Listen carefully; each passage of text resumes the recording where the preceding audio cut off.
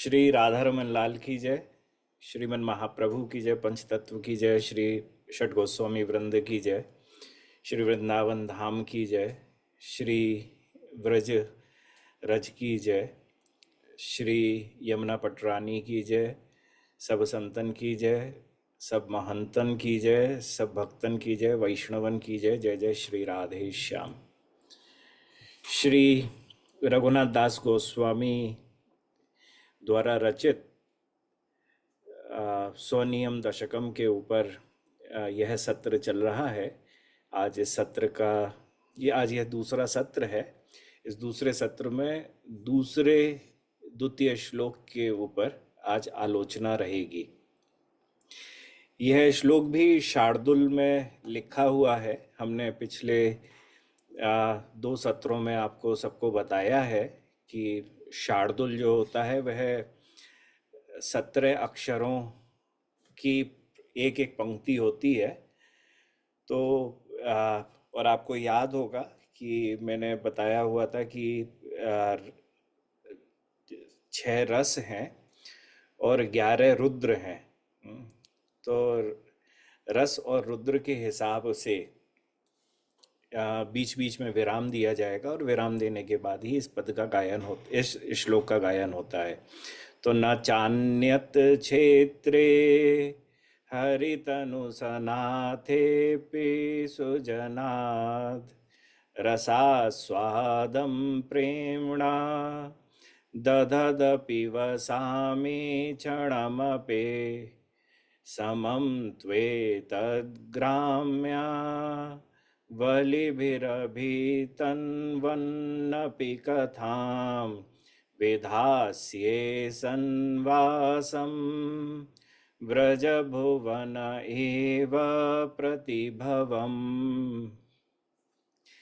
श्री रघुनाथ दास गोस्वामी ने इस द्वितीय श्लोक के अंदर बड़ी प्यारी बात कही है। आपने कहा है न चान्यत क्षेत्रे हरितनु सनाथेपि सुजनाद, कि श्री कृष्ण के विग्रह से युक्त होने पर भी अगर कोई स्थान हो, कोई मंदिर हो इस पूरे संसार के अंदर, वहाँ पे भगवान श्री कृष्ण की का कोई भी अवतार की मूर्ति विराजित हो, वहाँ वह हो बहुत अच्छा है। दूसरे क्षेत्रों में, इस पूरे संसार में कोई दूसरे क्षेत्र हैं वृंदावन और व्रज को छोड़कर, वहाँ पर वैष्णव जन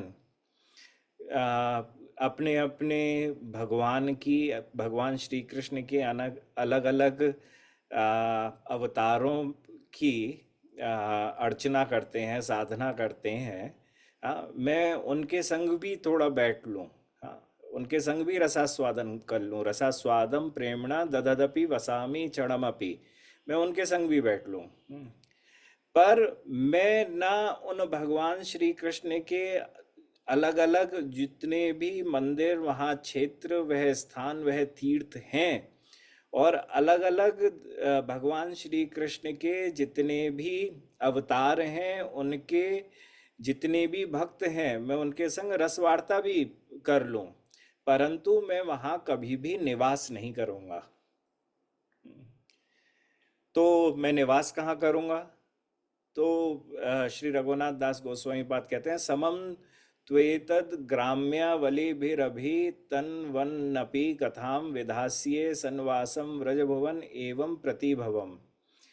मैं व्रजमंडल में व्रज के साधारण ग्रामीण जनों से, ब्रजवासियों, जो ब्रजवासी हों, और उस ब्रजवासियों में भी जो बिल्कुल साधारण ग्रामीण जन हैं, जिनके पास आप सामने जाओ तो उनकी भक्ति आपको नहीं मालूम चलती है, हाँ, और वह घर संसार की बातें कर रहे हैं। तो श्री रघुनाथ दास गोस्वामी बोले कि मैं बारंबार इसी व्रज में आऊँगा, जन्म लेना चाहता हूँ, मैं यहीं निवास करना चाहता हूँ, और इन साधारण ग्रामीण जनों से ही मैं बातचीत करना चाहता हूँ, और किसी से भी बातचीत नहीं करना चाहता हूँ। तो रहने का स्थान वृंदावन, मैं बातचीत करना चाहता हूँ। अगर मेरे पास दो ऑप्शन है, पहला ऑप्शन है बहुत बड़े बड़े वैष्णव संत साधु जन जो इस ब्रज के बाहर किसी और रस से परिपूरित हों। हाँ, बहुत अच्छा है। और दूसरा ऑप्शन है मेरे पास सिर्फ ग्रामीण जन हो, ब्रजवासी, साधारण जन हो। हाँ, तो अगर मुझे चूज करना हुआ इन दोनों में से, अगर मेरे पास विकल्प लेने की सामर्थ्य हुई कि यहाँ पर विकल्प दो हैं, उनमें से एक विकल्प मुझे चुनना है, तो श्री रघुनाथ दास गोस्वामी कहते हैं कि मैं बड़े बड़े भक्तों का संग छोड़कर भी वृंदावन ब्रज में रहने वाले साधारणी ब्रजवासियों का संग करके उनके संग ग्राम्य कथा कर सकता हूँ। मैं उनके संग साधारणी भाषा में बात कर सकता हूँ, पर मैं बड़े बड़े जैसे भगवान श्री राम हुए, हाँ, श्री नरसिंह देव हुए, हाँ, नारायण हुए, विष्णु हुए, अलग अलग भगवान के जितने भी अवतार हैं, उनके बड़े प्यारे प्यारे जितने भी भक्त हैं, मैं उनका संग ना करके जो अगर सुनना चाहूँगा या करना चाहूँगा तो वह एकमात्र साधारण ब्रजवासियों का संग ही करना चाहूँगा। तो अब यहाँ ये सबसे पहली बात तो यह समझो कि जितनी भी यहाँ पर बात करी जा रही है, यह सब कुछ पूरी की पूरी बात जो है यह अनन्य भक्ति दर्शाती है। क्योंकि आचार्य जन हुए वह कभी भी किसी भी देव की, किसी भी वैष्णव की किसी भी प्रकार से निंदा नहीं करते हैं। अगर किसी का किसी के प्रति प्रेम है, तो जैसे मैं कहूँ कि मेरा मेरे पिताजी के प्रति बड़ा प्रेम है, और मैं कहूँ कि अगर मेरे पास ऑप्शन हो कि संसार में ये ऐसे पिताजी भी हैं और एक ये मेरे पिता हैं, और मैं कहूँ कि मैं संसार में अच्छे से अच्छे गुणों से युक्त अलंकृत उन पिताओं को भी छोड़ने को तैयार हूँ, पर मैं रहूँगा अपने पिता के संग ही। हाँ, मुझे अपने पिता को ही चुनना है। तो इसमें जो अच्छे गुणों से अलंकृत पिता हैं, हाँ, उनके प्रति निंदा नहीं है कहीं पर भी। यह तो अपने पिता के प्रति अनन्यता का भाव है।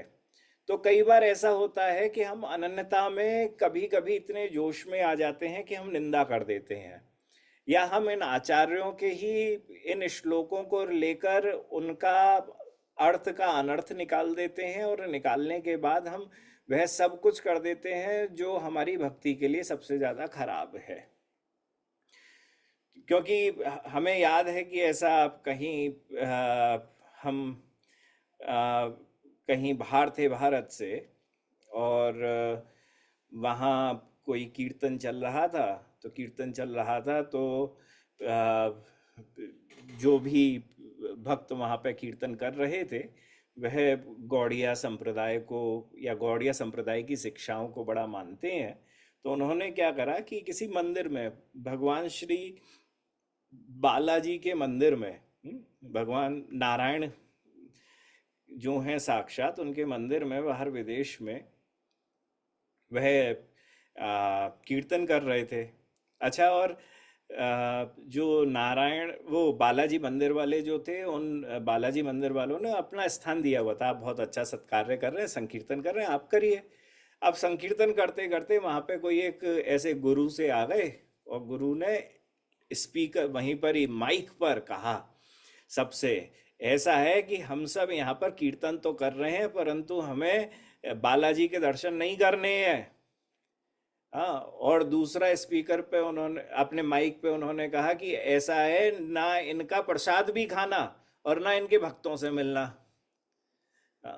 तो इस बात को सुनकर वहाँ जितने भी लोग थे, उस मंदिर प्रबंध समिति के, वह सब के सब बड़े रुष्ट हुए। बोले, एक तो अच्छे कार्य के लिए आपको अच्छा स्थान दिया है, सब कर है, और आप इस तरीके की चर्चा कर रहे हैं। तो वहाँ पर वह गुरु जो थे, उन गुरु ने कहा कि नहीं, हमारे यहाँ ना नारायण, विष्णु, नरसिंह किसी का भी और प्रसाद नहीं खाया जाता है, और हम उन भक्तों का संग भी नहीं करते हैं क्योंकि वे सजाती ही नहीं है। तो अच्छा, और हम उन देवताओं का हम दर्शन भी क्यों करें, हमें करना ही नहीं है यह दर्शन। तो जब यह बात हुई तो तो उसमें नाम जो खराब हुआ वह कहीं ना कहीं गौड़िया संप्रदाय का खराब हुआ।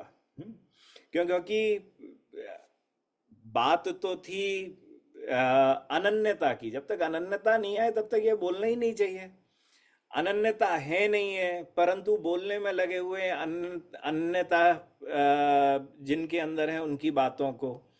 तो क्या हुआ कि है तो लोहा, पर सोने के गुण तो हम में है नहीं है, पर सोने का हमने अपने अंदर भाव लाने का प्रयास कर दिया और लोगों को यह बताना शुरू कर दिया कि देखो जी, मैं हूं तो लोहा, परंतु मुझे सोना मानो। तो ये बिल्कुल गलत है। यह बिल्कुल गलत है, तो ये कभी भी नहीं करना चाहिए। तो यहाँ भगवान जो हैं, उनकी उनके किसी भी रूप की, भगवान के जो भक्त जन हैं उनके किसी भी प्रकार के कोई भी भक्त हों, उनकी किसी की भी निंदा नहीं है। यहाँ अपने भजन के लिए जो जरूरी है नियम, उस नियम को श्री रघुनाथ दास गोस्वामी ले रहे हैं और यहाँ बता रहे हैं कि मैंने यह नियम लिया है।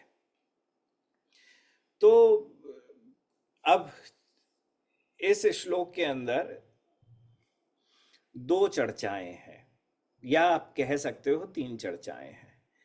पहली चर्चा तो यह है कि भगवान श्री कृष्ण के अलग अलग रूप, और उन अलग अलग रूपों के में कह रहे हैं ना चान्य क्षेत्रे हरितनु सनाथे भी सुजनाथ, की मैं बाहर किसी भगवान के, श्री कृष्ण के और दूसरे रूप के दर्शन करने जाना ही नहीं चाहता हूँ जो वृंदावन कृष्ण नहीं है। दूसरा कह रहे हैं रसा स्वादम प्रेमणा ददम अपि वसामी क्षणम अपि, मैं दूसरे भक्तों का संग भी नहीं करना चाहता हूँ जो अलग अलग भगवान के ऐश्वर्य रूप आदि में या उनके गुणावतार, अंशावतार आदि में जो भी भक्ति कर रहे हैं, मैं उनका भी संग नहीं करना चाहता हूँ। दूसरी बात। तीसरी बात बड़ी प्यारी कह रहे हैं कि मैं यहाँ जो साधारण ब्रजवासी है, मैं उसके संग अपना जीवन साधारण बात करते हुए निकालना चाह रहा हूँ। और हाँ, और संग में बर ये चाह रहा हूं कि मैं रहूं तो एकमात्र सिर्फ इसी धाम में रहूं, इस धाम को छोड़ के कभी भी ना जाऊं।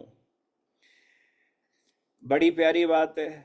अच्छा, अब ये बात एक जगह पर जाके अटक जाती है। कैसे अटक रही है? मना शिक्षा। मना शिक्षा में चौथे श्लोक के अंदर श्री रघुनाथ दास गोस्वामी स्वयं कह रहे हैं, असद वार्ता वैश्या विसृजमति सर्वस्वहरिणी, कि कह रहे हैं कि असद वार्ता को तो करना ही नहीं चाहिए, मतलब फालतू की बातों को तो करना ही नहीं चाहिए। और इस श्लोक में नियम लेते हुए कह रहे हैं कि जी मैं तो साधारण ब्रजवासी जनों से साधारण ही वार्ता करते हुए यहाँ रहने के लिए तैयार हूँ। और वहां पे कह रहे हैं कि असद वार्ता जो होती है, जो सद नहीं है, सद मतलब सत्य नहीं है, असत्य वार्ता है। असत्य का मतलब है जिसका कोई फल निकलना ही नहीं है। ये वहां कह रहे हैं असत वार्ता वैश्या, ये वैश्या की तरह से है। वृषज मति सर्वस्व हरणी, जैसे वैश्या किसी धनी के समस्त धन को, सर्वस्व को खींच लेती है, उसी प्रकार से असत वार्ता, फालतू की बातें, ये क्या करती है? ये किसी भी साधक की बुद्धि का हरण कर लेती है। तो एक तरफ तो श्री रघुनाथ दास गोस्वामी ने कहा असत वार्ता नहीं करनी चाहिए, और अभी संकल्प लेते हुए कह रहे हैं कि जी कर लेनी चाहिए। दूसरा कह रहे हैं कि भगवान श्री कृष्ण जो हैं, उनके किसी और वृंदावनीय कृष्ण को छोड़ के और किसी भी रूप के मुझे जाके दर्शन ही नहीं करने हैं। कोई मुझसे बोले रंगनाथ चले जाओ, कोई बोले जगन्नाथ चले जाओ, कोई बोले द्वारकानाथ चले जाओ, कोई बोले पंढरपुर चले जाओ, कोई कहीं की भी बोले, मैं तो नहीं जाऊंगा जी। हाँ, कोई बोले बद्रीनाथ चले जाओ, बोले मैं तो नहीं जाऊंगा, मैं तो वृंदावन में ही रहूंगा, वृंदावन के ही कृष्ण का दर्शन करूंगा। इसको समझो, अनंत रूपे एक रूप नहीं कोनो भेद। श्री चैतन्य चरितामृत कहता है कि भगवान के असंख्य रूप हैं और एक रूप दूसरे रूप से बिल्कुल भी भिन्न नहीं है। इसी प्रकार से भगवान के समस्त धाम जो हैं वह सन्निधि शक्ति के द्वारा बनाए हुए हैं। सन्निधि शक्ति जो है वह चिद शक्ति है। चिद शक्ति क्या करती है? यह भगवान, जैसे हम जो हैं वह पंच तत्व के बने हैं। हम जो हैं, हमारे अंदर 3 प्रकार के ताप हैं, पर हम पंच तत्व से बने हैं। तो भगवान किससे बने हुए होते हैं? भगवान बने होते हैं सत्य से, चित्त से और आनंद से। तो ये भगवान की 3 शक्तियां कहलाती हैं। पहली संवित, दूसरी सन्निधि और तीसरी आह्लादिनी। तो जो सन्निधि शक्ति है, सन्निधि शक्ति जो है वह चित्त, भगवान का जो चित्त है ना, सत चित्त और आनंद, चित्त से यह सन्निधि शक्ति बनती है। और यह शक्ति का क्या कार्य होता है? इसका कार्य होता है कि भगवान के लोकों को बनाना, भगवान के उन तीर्थों को बनाना। जैसे वृंदावन है, यह वृंदावन चित्त शक्ति है, सन्निधि शक्ति से इसका प्राकट्य हुआ है। हमारे इन तीनों शक्तियों के बारे में आपको विस्तृत रूप से चैतन्य चरितामृत में भी बड़े प्यार से मिल जाएगा, बहुत विस्तृत रूप से मिलेगा। चैतन्य चरितामृत कहता है, अहंकारेर अधिष्ठाता कृष्णेर इच्छाय गोलोक वैकुंठ सृजे चित शक्ति द्वाराय। कि गोलोक वैकुंठ धाम में लीला करने की इच्छा होते ही संकृष्ण भगवान जो हैं वह चित शक्ति के व्रति विशेष सन्निधि शक्ति द्वारा गोलोक वैकुंठ धाम आदि की सृष्टि करते हैं। तो यह जो सब धाम हैं यह बड़े पवित्र धाम हैं, सब पवित्र धाम हैं, एक से बढ़कर एक धाम है। सभी धाम सत्य हैं, पर यहाँ जो बात हो रही है वह अनन्यता की बात हो रही है। और उस अनन्यता में जो सबसे ज़्यादा जरूरी है वह है कि मेरा एकमात्र प्रयोजन है कि मैं इस धाम में रहूं। मेरा दूसरा प्रयोजन है कि अगर मुझे लगे कि मुझे कोई बात करनी है तो मैं वैसे तो रसिकों के संग भी बात करूंगा, परंतु मुझे रसिक नहीं मिले और उसके बाद फिर ये लगने लगा यह वृंदावन में मैं क्यों रहूं, रसिक तो मुझे मिल नहीं पा रहे हैं, साधु तो मुझे मिल नहीं पा रहे हैं, तो मैं तो इस स्थान को छोड़ के चला जाऊं। बोले ना जी ना, बिल्कुल मत छोड़ना, यहाँ के साधारण ब्रजवासियों से भी बात करना शुरू कर दो, कोई परेशानी नहीं है। क्यों? क्योंकि धाम जो है वह सन्निधि शक्ति है और धाम के अंदर इतनी शक्ति है कि आपको वह सब कुछ मिल जाएगा जो वृंदावन के बाहर उपलब्ध ही नहीं है। कई बार ऐसा होता है कि महाराज जी वृंदावन तो आ गए पर वृंदावन में आके भजन अभी नहीं चल रहा है। अरे साधारण अगर ब्रजवासियों से भी बातचीत चल रही है और जैसा तैसा भी भजन चल रहा है वह भी पूर्ण है। तो अब जो मुख्य चीज है कि यहाँ नियम लेते हुए श्री रघुनाथ दास गोस्वामी ने ऐसा कहा क्यों कि मैं साधारण ही बात करूं। जितने भी यहाँ पर साधारण ब्रजवासी जन है।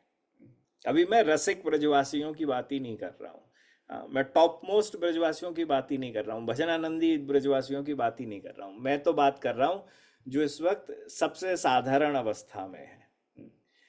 अच्छा, और कहा क्यों यह समझ में इतनी जल्दी नहीं आता, क्योंकि भगवान श्री चैतन्य महाप्रभु जब श्री रघुनाथ दास गोस्वामी को आज्ञा दे रहे हैं कि जाओ अब तुम वृंदावन, तो श्री महाप्रभु कहते हैं, ग्राम में कथा ना सुनिबे, ग्राम में कथा ना कहिबे, भला ना खाइबे और भला ना पहिबे। बड़ी प्यारी, महाप्रभु ने बिल्कुल सीधे सीधे कहा, तुम्हें ग्राम में वार्ता में पढ़ना ही नहीं है, तुम्हें ग्राम में बातों को सुनना ही नहीं है। महाप्रभु कह रहे हैं, सीधे कह रहे हैं। उसके बावजूद भी श्री रघुनाथ दास गोस्वामी कहते हैं, ना जी ना, मैं तो यहाँ के साधारण जो ब्रजवासी जन हैं उनके संग साधारण ही वार्ता करने के लिए भी तैयार हूँ, और मैं करूँगा, और करा भी। ऐसा नहीं है कि यहाँ नहीं करा, बड़े प्रेम से करा, सब लोगों ने करा, मिलकर करा। सनातन गोस्वामी पाद के लिए तो आता है कि सनातन गोस्वामी पाद यहाँ के समस्त जो लोग थे उनसे मिला करते थे। हाँ, भक्ति रत्नाकर के अंदर आता है कि सनातन गोस्वामी परम स्नेह वेशे सोबे सर्व प्रकारे मंगल जिज्ञासा, वह सबसे मिलते थे सनातन गोस्वामी। और पूछते थे कि तुम्हारी पुत्री कैसी है, कन्या पुत्र विवाह को थाए, तुम्हारा पुत्र कैसा है, अच्छा तुम्हारी कन्या का विवाह किसके घर में हुआ, अच्छा तुम्हारे पुत्र का विवाह किस लड़की से हुआ, वह कहाँ की है, हाँ कैसे रहती है अब यहाँ पर, उनके नाम क्या हैं, क्या कोई व्यवसाय भी चल रहा है क्या उनका। सनातन गोस्वामी पाद यहाँ ब्रजवासियों से बात कर रहे हैं, और सनातन गोस्वामी पाद बात करते हुए यह पूछ रहे हैं फिर उसके बाद कि अच्छा तुम्हारे नाती पोते हुए क्या, उनके कितने बेटे हैं, उनकी कितनी बेटी हैं, उनके नाम क्या है, तुम्हारे घर में फसल हुई कि नहीं हुई इस साल, तुमने इस बार फसल उगाने के लिए कुछ काम करा भी था कि नहीं करा था, धान बोया था कि नहीं बोया था। फिर पूछ रहे हैं कि आपका स्वास्थ्य कैसा है, कोई परेशानी तो नहीं, हाँ शरीर अयोग्य काओ कईचे मनोवृत्ति, हाँ तुम्हारा मन कैसा है, कोई मन, तुम्हारे मन में कोई जिज्ञासा है क्या, तुम्हें कोई दुख तो नहीं है, कोई महादुख तो नहीं है, किसी कारण से तुम परेशान हो, अब आप मुझे ये बताओ। सनातन गोस्वामी पाद सबसे इन प्रश्नों को करते हुए सब ब्रजवासियों के संग बड़ा अच्छा संबंध बना के रह रहे हैं, और महाप्रभु कह रहे हैं, ग्रामे कथा ना करीबे, ग्राम में कथा ना सुनीबे, ना कथा करनी है ना कथा सुननी है। परंतु सनातन गोस्वामी, रूप गोस्वामी, जीव गोस्वामी, समस्त जितने भी गौड़िया आचार्य हैं, उन सब गौड़िया आचार्यों ने समस्त ब्रजवासियों के संग बहुत प्रेम करा है। तो अब इसको समझें कैसे, इसको हम समझें कैसे कि ये एक तरफ तो महाप्रभु ने कहा है, सीधे आज्ञा दी है, दूसरा यहाँ पर शास्त्रों में पढ़ने में ऐसा आता है कि समस्त आचार्यों ने यहाँ के ब्रजवासियों से खूब प्रेम करा और साधारणी वार्ता भी करी। क्या वे महाप्रभु की बात की अवज्ञा कर रहे थे, प्रश्न उठ सकता है। क्या उन्होंने यह नहीं समझा कि रसिक जनों का संग, सजातीय वैष्णवों का संग सबसे ज्यादा जरूरी है, यहाँ सब जगह पर आचार्यों ने कहा है कि भैया सजातीय वैष्णवों का संग करो, सबका संग करो। तो ग्राम्य वार्ता, यहाँ पर यह वार्ता साधारणी वार्ता क्यों चल रही है? इसके पीछे के दो कारण हैं। पहला कारण है कि समस्त ब्रजवासी जो हैं वह भी सजातीय हैं, चाहे साधारण हो, चाहे उच्च कोटि के हों, किसी कोटि के भी हों, उच्च मध्यम निम्नतर किसी भी कोटि के हों, यह सबके सब जो ब्रजवासी हैं यह सबके सब सजातीय हैं। सजातीय का अर्थ जो मैं चाहता हूं वो सामने वाला भी चाहता है। हाँ, वो भी कृष्ण चाहते हैं और मैं भी कृष्ण चाहता हूं, पहली चीज। दूसरी चीज कि ब्रजवासी जो हैं शास्त्रानुसार उनके अंदर पूर्व जन्मों का इतना बल है कि उनके संग साधारणी वार्ता भी करके, उनकी प्रसन्नता को भी प्राप्त करके हम हमारी जो आ, भक्ति की सिद्धि है हम उसको भी प्राप्त कर सकते हैं।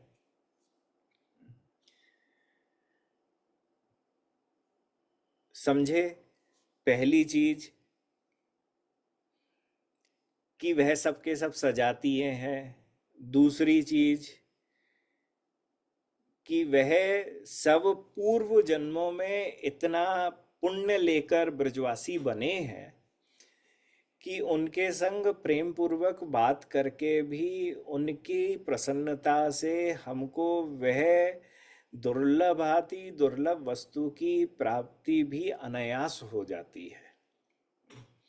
इसी वजह से समस्त शास्त्रों में समस्त आचार्यों ने सिर्फ ब्रजवासियों के संग अच्छा व्यवहार करने की शिक्षा दी है।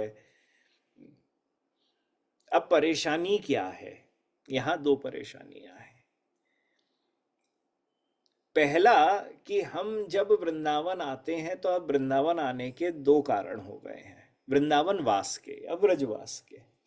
पहला कारण होता है भजन का, दूसरा कारण होता है अब आर्थिक कारण कि जी मैं तो वृंदावन चला जाऊं, कोई दुकान खोल लूं यहाँ आके, और यहाँ आके दुकान खोलने के बाद बस मेरा व्यवसाय भी चलता रहेगा और मैं भजन भी करता रहूँगा।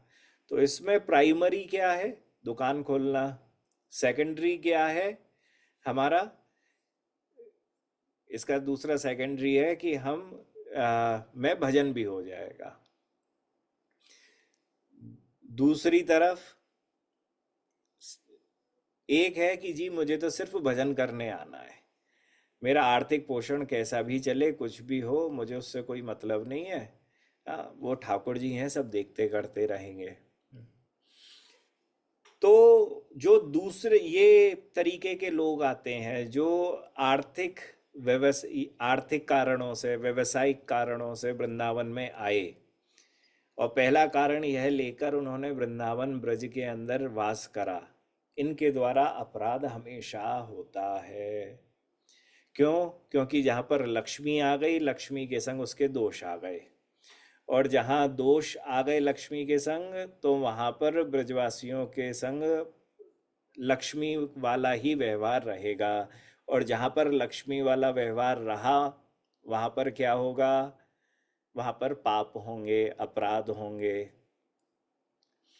अच्छा, सनातन गोस्वामी पाद या षट गोस्वामी वृंद जितनी भी जिन सब ब्रजवासियों से चर्चा कर रहे हैं वह चर्चा उस स्तर पर पहुंचकर कर रहे हैं कि उनके दुख, ब्रजवासियों के दुख अगर कोई हो, महादुख कोई भी हो, तो वह उनके भजन में छेप नहीं डाल रहे हैं। तो ब्रजवासियों का संग भी हो, और ब्रजवासियों के संग में अगर हमने पहला आर्थिक कारण किसी कारण से डाल दिया, दूसरा हमने क्या करा कि ऐसा है कि भजन करने के लिए हम वृंदावन जा रहे हैं, पर हमने महाराज जी से सुनी है, आचार्यों की वाणी है, ब्रजवासियों के संग साधारणी वार्ता तो रहनी चाहिए। अब साधारणी वार्ता के अंदर ये हुआ कि लोगों ने, ब्रजवासियों ने अपने सब सुख दुख सब कुछ बताने शुरू कर दिए। अब तुम उनके सुख में सुखी होने शुरू हो गए और दुख में दुखी होने शुरू हो गए। अब उनके कष्टों के निवारण करने के लिए तुम अपना भजन पूजा पाठ आदि सब कुछ छोड़ रहे हो। तुम परेशान हो रहे हो। मैंने ऐसा बहुत देखा है, कितने भक्तों को देखा है ये करते हुए। हमारे ही अपने शिष्य परिकर के अंदर भी ये सब करा गया, भजन ही नहीं हो पा रहा है। सामने जो ब्रजवासी हैं, उन ब्रजवासियों की उन समस्याओं को भी, जिनका कोई न सिर है न पैर है, उनकी समस्याओं में भी परेशान हो गए। और परेशान होने के बाद, हाँ जी अब तो मुझसे आ, भजन तो बनेगा नहीं, मुझे तो इनकी समस्या दूर कर लो। ये बिल्कुल गलत है। आचार्य वृंद जितने भी हैं वह साधारणी वार्ता कर रहे हैं, उसके पीछे का सिर्फ कारण यह है कि उन्हें प्रेम चाहिए। आ, उनके मुख से भी प्रेम निकल रहा है, उनके अंग अंग से प्रेम निकल रहा है। वे सबसे बात कर रहे हैं, परंतु किसी के सुख में सुखी नहीं है, किसी के दुख में दुखी नहीं है। वे तो उस निर्गुणी अवस्था को प्राप्त हो चुके हैं कि उन्हें किसी भी प्रकार से, किसी, हाँ, कुछ भी वस्तु परेशान नहीं कर सकती है मानसिक रूप से। तो अगर साधारणी रूप से जिन सब भी ब्रजवासियों का संग कर रहे हैं, अगर उनके सुख और दुख आपके भजन में विक्षेप डाल रहे हैं, तो समझ जाइए उसी समय पर कि चाहे अब कुछ भी हो जाए, मुझे अपने भजन को सुधारना है। और अगर हमने अपने भजन को नहीं सुधारा, तो बस यहाँ भी फिर माया में ही लिप्त हो जाएंगे। और जब तक हमने अगर हमारा भजन बिगड़ रहा है, तब क्या करें? तब रसिकों का संग करो और अपने को इतना पुष्ट करो कि किसी का सुख और किसी का दुख तो वह किसी भी प्रकार से परेशान ना कर पाए।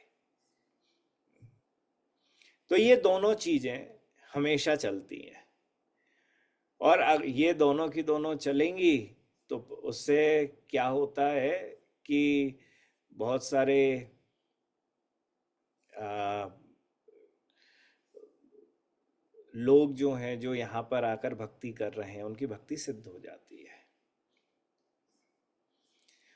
और अगर किसी ने नहीं करा और वह फंस गया अपने वित्तीय कारणों से, आर्थिक कारणों से, या दूसरा ब्रजवासियों के सुख में सुखी और दुख में दुखी होकर यहाँ अपने भजन को भूलकर, तो उसका कुछ भला नहीं होना है। तो जो श्री रूप गोस्वामी पाद कहते हैं कि रागानुगीय भक्त को कुर्याद वासम व्रजे सदा, इस व्रज में सदा रहना चाहिए। यह तभी संभव हो पाता है जब हम उस स्तर के बन जाएं कि हमें किन्हीं भी बाहर के लोगों के सुख और दुख में किसी भी प्रकार का कोई भी कष्ट ना हो। हमारा मन विक्षेप नहीं होना चाहिए, कुछ होता रहे। इसके अलावा परेशानी क्या है कि हम मन को विक्षेप में लेके चले जाते हैं और हमें लगता है कि नहीं, हम जो कर रहे हैं वो बिल्कुल सही कर रहे हैं। ये बिल्कुल गलत है, क्योंकि करोड़ों काम छोड़कर भजन करना कहा गया है। तो अगर आप 1 करोड़ कामों को नहीं छोड़ पा रहे हो, तो इसका अर्थ है कि अभी भी आपका मन इधर उधर भटक रहा है किसी भी कारणों से। तो व्रज में आए हो तो पहले सही काम से आओ। यह मन में भाव लेके मत आओ कि मुझे यहाँ पर आर्थिक रूप से अच्छा होना है, मुझे यहाँ पहले नौकरी ढूंढ लूँ, मैं बढ़िया अच्छा अपना व्यवसाय का सेटअप कर लूँ, उसके बाद कुछ करूँ। नहीं, कभी भी मत करना। बहुत लोगों को मैंने अपने जीवन में नियमों को लेते हुए देखा है कि इस वृंदावन को छोड़ के नहीं जाऊंगा, सिर्फ मेरी लाश जाएगी। आज उन लोगों का वृंदावन में पता ही नहीं है, गधे के सिर से जैसे सींग गायब हो जाते हैं, ठीक उसी प्रकार से श्री राधा रानी ने ऐसा फेंका ब्रज के बाहर कि वृंदावन लौट के ही नहीं आए। तो यह आर्थिक रूप से कभी भी आर्थिक वित्तीय कारणों से धाम में मत आके बसो। आज का जो परिवेश चल रहा है वह तो सबसे ज्यादा दयनीय है, क्योंकि आर्थिक कारणों से ही आजकल ब्रज में आया जाता है। ये सबसे गलत कारण है। इस कारण अगर हम इससे बच गए तो हमें सब कुछ मिल जाएगा, और अगर हम इससे नहीं बचे हमें कुछ नहीं मिलना। तो हम वृंदावन में आ गए। वृंदावन में आने के बाद यह तनु वृंदावन जो पावे, तो स्वारथ परमारथ मेरो रसिक अनन्यनी भावे। दासनी की दासी करी हरि मोही राधा रमन दिखावे। यह वासना जू मेरे मन में और कछु जिन आवे। पुंज पुण्यते प्रेम भक्ति रति कुंज बिहारी बतावे। सर्वोपरि रस रीत प्रीत को वारिधि व्यास बढ़ावे। भैया ये वृंदावन की महिमा है। श्री रघुनाथ दास गोस्वामी इस वृंदावन की महिमा का बखान करते हुए ही कह रहे हैं कि मैं भगवान के समस्त अन्य अन्य रूपों को भी छोड़ने को तैयार हूँ, अनन्य जितने भी विशेष भक्त हैं उनको भी छोड़ने को तैयार हूँ, पर इस वृंदावन को छोड़ने को तैयार नहीं हूँ। इस ब्रज को छोड़ने को बिल्कुल भी तैयार नहीं हूँ। अगर यहाँ वृंदावन में वास मिल जाए तो क्या होता है? यह तनु वृंदावन जो पावे, इस शरीर को अगर वृंदावन मिल गया तो क्या होगा? तो स्वारथ परमारथ मेरो रसिक अनन्यनी भावे। वृंदावन वास करके अपने स्वार्थ परमार्थ की कोई इच्छा नहीं रहती, और केवल रसिक जन और युगल अकस्मात ही मन को अच्छे लगने लगते हैं। दास ने की दासी करे हरि मोही राधा रमन दिखावे। स्वतः ही श्री राधा रानी की दासी बनकर श्री राधा रमण के दर्शन का सौभाग्य मिल जाता है, और केवल एक आशा रहती है, यह वासना जो मेरे मन में और कछु जिन आवे। एकमात्र यही आशा रहती है कि बस अब राधा रमन के अलावा कुछ भी नहीं आवे मेरे दिमाग में, मेरे मन में और कुछ इच्छा नहीं है मेरी। मैं भटकना ही नहीं चाहूं कि अच्छा किसी ने कही अरे तू भगवान श्री कृष्ण की तो पूजा कर रहा है पर नारायण कम है क्या? नारायण से ही तो कृष्ण है। अच्छा नारायण से कृष्ण है, नारायण बड़े हैं। मैं लाओ नारायण को कैसे दुखी रख सकता हूँ? मैं परेशान हो जाऊंगा अगर वो गुस्सा हो गए तो। मैं नारायण की भी उपासना करूंगा। किसी ने आके कहे अरे नरसिंह बड़े हैं, नरसिंह से ही सब है, कर नरसिंह की उपासना। लग गए नरसिंह की, अरे नरसिंह। अब करते हुए अब ऐसा हो गया कि मैं बोलूं अब जी नरसिंह देव को तो छोड़ दो, वृंदावन में नरसिंह देव तो नहीं है। अरे नहीं नहीं, अगर छोड़ दिया तो शाप दे देंगे भगवान, गुस्सा कर देंगे, मेरा जीवन खत्म हो जाएगा। ये साधारणी भाव में तो भय है, परंतु जिसने शरणागति ले ली, और शरणागति लेने के बाद तो ये है कि मेरी रक्षा स्वयं भगवान करते हैं, तो क्या नरसिंह देव गुस्सा हो जाएंगे कि आप भगवान श्री कृष्ण के भगत बन रहे हो और मेरे भगत नहीं हो? या राम जी गुस्सा हो जाएंगे कि अच्छा अभी तक तो मेरी भक्ति करते थे, अब मेरी भक्ति छोड़ के तो अब तुम इनकी कृष्ण की भक्ति करते हो? अरे ये सब रूप तो रूप अलग अलग हैं भी हैं। सच्चित आनंद से ही ठाकुर ठाकुर का पूर्ण स्वरूप है। रस घन मूर्ति हैं, आनंद घन मूर्ति हैं। उन आनंद घन मूर्ति के कुछ गुण किसी अवतार में दर्शित होते हैं, कुछ गुण किसी में दर्शित होते हैं। मेरा जिन गुणों में, जिस रूप में मन लग गया, वह वृंदावन धाम में ही रहता है। अब मन लग गया तो मैं अपने मन को भटकाना नहीं है। मन ना भये 10-20 एक हुतो सो गयो श्याम संग, अब को राधे ईश एक था एक के संग लग गया। अब मैं 20-25 के पीछे पड़ना ही नहीं है। मेरे तो गिरधर गोपाल दूजो ना कोई, दूसरा कोई है ही नहीं है, एक ही है। ये अनन्य भक्ति है। तो इसी अनन्य भक्ति के बारे में कहा गया, दासनी की दासी करे हरि मोही राधा रमन दिखावे। कि देखो, श्री राधा रानी की दासी गुण मंजरी जी, रूप मंजरी जी, तुलसी मंजरी आदि जितनी भी मंजरी गण है वह दासी हैं। उनकी दासियां गुरु परिकर, वह गुरु परिकर क्या कर रहा है? वह गुरु परिकर कर रहा है, दासन की दासी करे हरि मोही राधा रमन दिखावे। वो कर रहा है कि भैया तू वृंदावन आए गयो, सुन, वृंदावन को सच्चो ठाकुर तो राधा रमन है, और जेई है जाके ना आगे कछु है ना पीछे कछु है, जेई तेरो सर्वस्व है। बस मन में फिर इच्छा जागृत हो गई ठाकुर की रूप माधुरी का दर्शन करके, कि अब यह वासना जो मेरे मन में और कछु जिन आवे, अब मेरे मन में और कोई नहीं आना चाहिए, क्योंकि अब तो ठाकुर की रूप माधुरी मेरे हृदय में बस चुकी है। पुंज पुण्य ते प्रेम भक्ति रति कुंज विहार बतावे, सर्वोपरि रस रीत प्रीति को वारिधि व्यास बढ़ावे।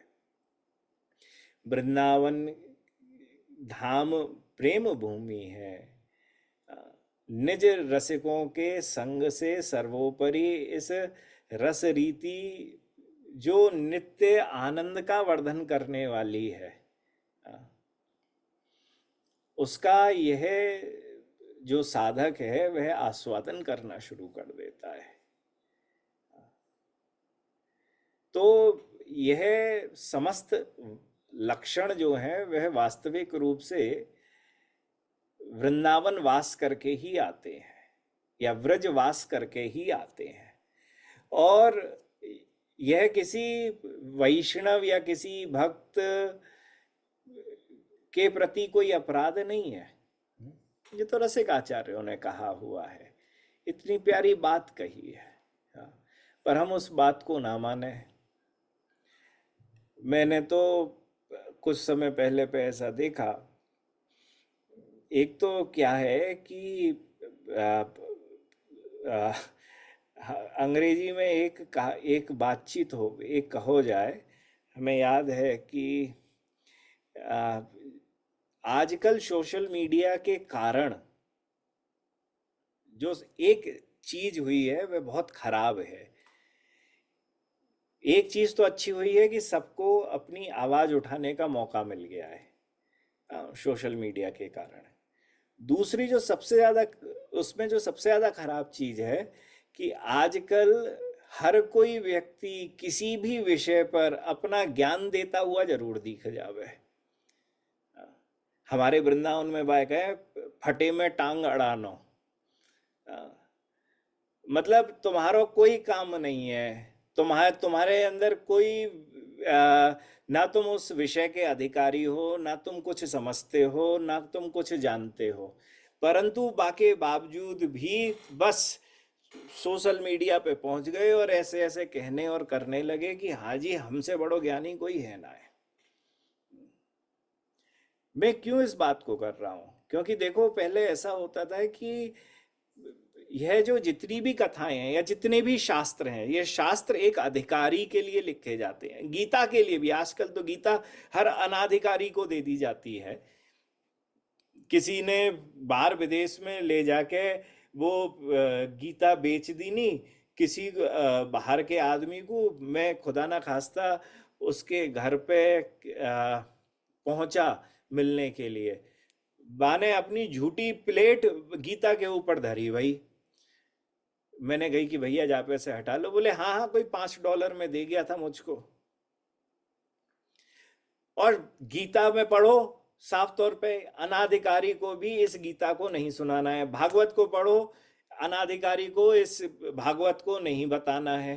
पर YouTube के माध्यम से आजकल हम घर घर में तो पहुंच रहे हैं, ये अच्छी चीज है, परंतु उसके संग एक चीज और आ रही है कि अनाधिकारी भी इन कथा में पहुंच रहे हैं, सुन रहे हैं। अच्छा, ज्ञान इनको होता नहीं है। हम बात कर रहे हैं भक्ति की कि अनन्य भक्ति की, हमारा विषय क्या चल रहा है। उन्होंने तो सुना, अच्छा नरसिंह जी के बारे में बोला, नरसिंह जी के भक्त को भी छोड़ा, अच्छा राम जी के भक्त, मैं तो राम जी का भक्त हूं। हाँ, गए सोशल मीडिया पे बड़ी अपनी कहानी शुरू कर दी। सब पंडित सोशल मीडिया के हैं। और माधवाचार्य कहते हैं, वादो जल्पो वितंडेति त्रिविधा विदुषाम कथा। 3 प्रकार के कथाएं होती हैं, मतलब आपसी बातचीत होती है 3 तरीके की। कौन सी है? तत्व निर्णयम उद्देश्य केवलम गुरु शिष्यो कथानि येषाम अपि सताम वादो वा समिते शुभः ख्यात्या इत्यर्थम स्पर्ध्या वा सताम जल्प इतिर्यते वितंडा तु सतामन्यैस् तत्वमेषु निगुहितम। 3 प्रकार की चर्चाएं होती हैं। एक तो गुरुओं के बीच में, गुरु शिष्य के बीच में, साधुओं के बीच में एक शुभ कथा होती है। उसमें प्रश्न करा जाता है और प्रश्न का उत्तर दिया जाता है लोक कल्याण के लिए, या जिसने प्रश्न करा है उसके कल्याण के लिए। इसको वाद कहते हैं। क्या कहते हैं? इसको वाद कहते हैं। इस दूसरी प्रकार की बातें होती हैं जो 2 लोगों के बीच में हुई। प्रश्न करा, किसी ने उत्तर दिया। अब उत्तर देने के बाद सामने वाले को ज्ञान हो या ना हो, वह तो अब अपनी यश की पूर्ति के लिए, कि अब मेरा नाम मेरे फॉलोअरन में तो हो, मुझे लाइक्स मिले, मुझे 20 लोग समझे मेरी बात, मेरा ना। तो यह जो बात होती है जिसमें यश आदि पाना ही एकमात्र उद्देश्य है, इसको जल्प कहते हैं। और तीसरा है वितंडा।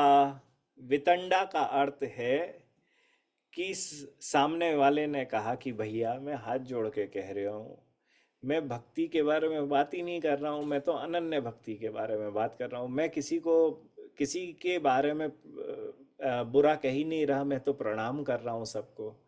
पर आपने उसकी एक बात नहीं सुनी और आपने बस अपनी शुरू कर दी। नहीं तुम तो गलत हो, नहीं तुम तो गलत हो, तुमने ये वाली शब्द कहे हैं, तुमने ये वाले शब्द बोले हैं, तुमने ऐसा कहा है, तुमने कहा है नरसिंह के भक्त को भी छोड़ दो, राम के भक्त को भी छोड़ दो, परशुराम के भक्त को भी छोड़ दो, शिव के भक्त को भी छोड़ दो, तुमने ये कहा कि बद्रीनाथ भी नहीं जाओ, राम राम राम, ये इस तरीके ये उसने बात नहीं सुनी हमारी, अपनी बात को ही लेके कहना शुरू कर दिया। तो ये तीसरे प्रकार के लोग ऐसी बातों को करते हैं, इसका नाम है वितंडा। तो वाद, जल्प और तीसरा है वितंडा। न्याय आदि के अंदर भी इसकी चर्चा बड़ी प्यारी आती है, न्याय शास्त्र में। तो हम यहाँ सबके सब आके बात कर रहे हैं वाद। एक प्रश्न है, उसका उत्तर है। हम उद्देश्य, हमारा श्री कृष्ण प्रेम उद्देश्य है, उस उद्देश्य के लिए ही हम सबके सब यहाँ आके जुड़े हैं और जुड़ने के बाद अब हम उसी उद्देश्य की प्राप्ति के लिए ही चर्चा कर रहे हैं। हम हैं वाद में। तो क्या है कि हमारे द्वारा किसी भी प्रकार से वितंडा ना हो, हमारे द्वारा कहीं पर भी जल्प और वितंडा नाम की बातें ना हो। कई बार बहुत सारे लोग अरे मुझे तो मालूम है इस शास्त्र के अंदर ये लिखा हो, शास्त्र उसका कोई मतलब नहीं है सामने वाले का भला करने से, उसे तो ये दिखाना है कि देखो मैं बड़ा ज्ञानी हूँ। हाँ, ये जल्प में आता है। अब इस जल्प का कोई मतलब नहीं है, सामने वाले को कोई मतलब ही नहीं है। सो यश पाने का उद्देश्य हो वह जल्प है। सामने वाले की बात ना सुनकर, उद्देश्य को ना समझकर अपनी कथा को कर देना, यह वितंडा है। तो हर विषय के अधिकारी होते हैं। आज यहाँ जो चर्चा है यह अनन्य भक्ति की चर्चा है। यह वह चर्चा है जिसमें श्री रूप गोस्वामी कह रहे हैं कि भैया कुर्याद वासम व्रजे सदा, कि अगर श्रीमन महाप्रभु को मानते हुए गौड़िया संप्रदाय के अनुयायी बनकर, भक्त बनकर अगर तुम भक्ति करना चाहते हो तो हमेशा व्रज में रहो। अब व्रज में मानसिक रूप से भी रह सकते हो और शारीरिक रूप से भी रह सकते हो। अगर जो लोग शारीरिक रूप से यहाँ आ रहे हैं तो अब उसके अंदर दो प्रकार के लोग होते हैं। एक जो यहाँ आकर क्षेत्र संन्यास ले लेते हैं। क्षेत्र संन्यास का मतलब है कि अब मैं इस क्षेत्र से कभी बाहर जाऊंगा ही नहीं।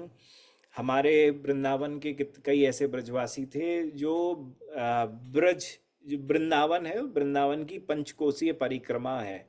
जो जो लोगों ने वृंदावन की परिक्रमा लगाई हो वह जानते हैं कितनी बड़ी कितना बड़ा स्थान है। एक गौतम जी थे। वह गौतम जी कभी भी पंचकोशीय परिक्रमा के बाहर कदम भी नहीं रखते थे। अगर उस परिक्रमा के दूसरी तरफ एक तरफ वृंदावन है और दूसरी तरफ कोई गेस्ट हाउस भी है तो भी गौतम जी उस गेस्ट हाउस की तरफ भी कदम नहीं रखते थे। उन्होंने अपना ले रखा था कि मैं तो इस वृंदावन की परिधि से बाहर जाऊंगा ही नहीं।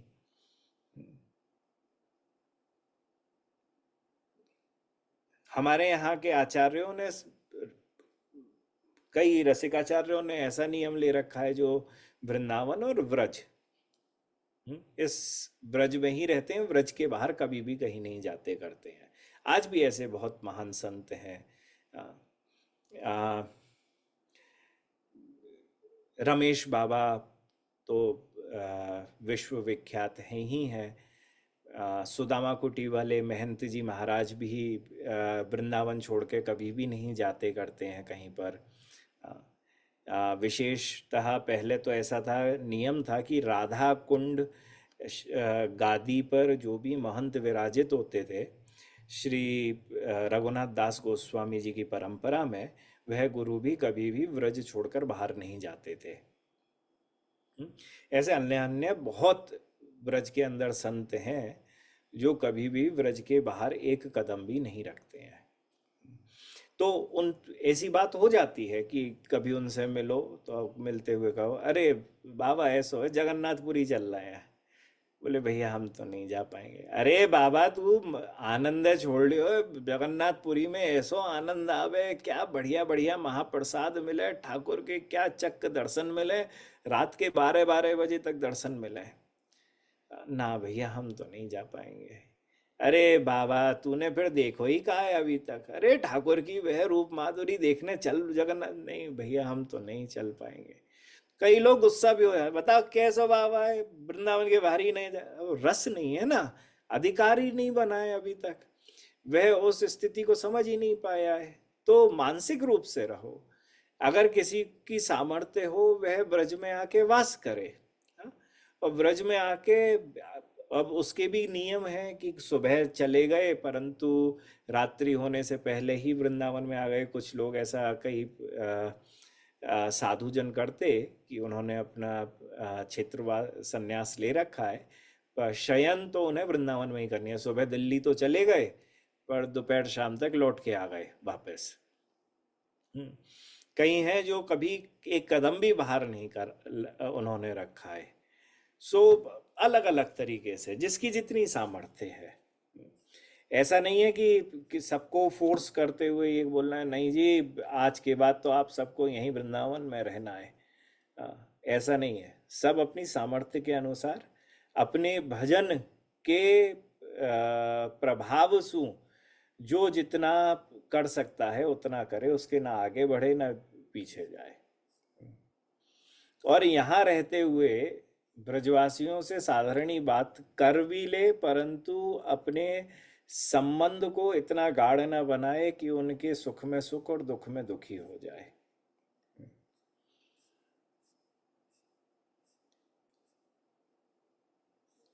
और भगवान में इतना अच्छी तरीके से भगवान श्री कृष्ण में मन बस जाए कि भगवान के दूसरे रूप अच्छे ही नहीं लगे। काहू को भरोसो बद्रीनाथ जाए पाए परे, काहू को भरोसो जगन्नाथ जू के भात को, काहू को भरोसो काशी गया में ही पिंड भरे, काहू को भरोसो प्रात देखें वट पात को, काहू को भरोसो सेत बंध जाए जात को, काहू को भरोसो सेत बंध जाए जात को, काहू को भरोसो ताज पुष्कर में दान किए, मोको तो भरोसो एक नंदजू के लाल को।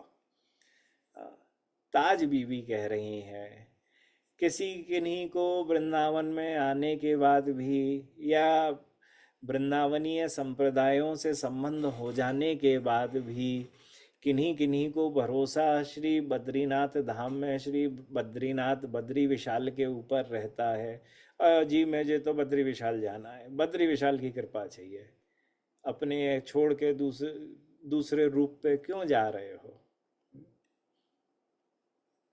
किसी को श्री जगन्नाथ के महाप्रसाद पर ही भरोसा है, मुझसे तो एकादशी कर ही ना जाए, मैं तो जगन्नाथ जी जा रहे हूँ, महा आराम से रोज महाप्रसाद पाऊंगा, एकादशी देवी तो बांधी हुई है वहाँ पे।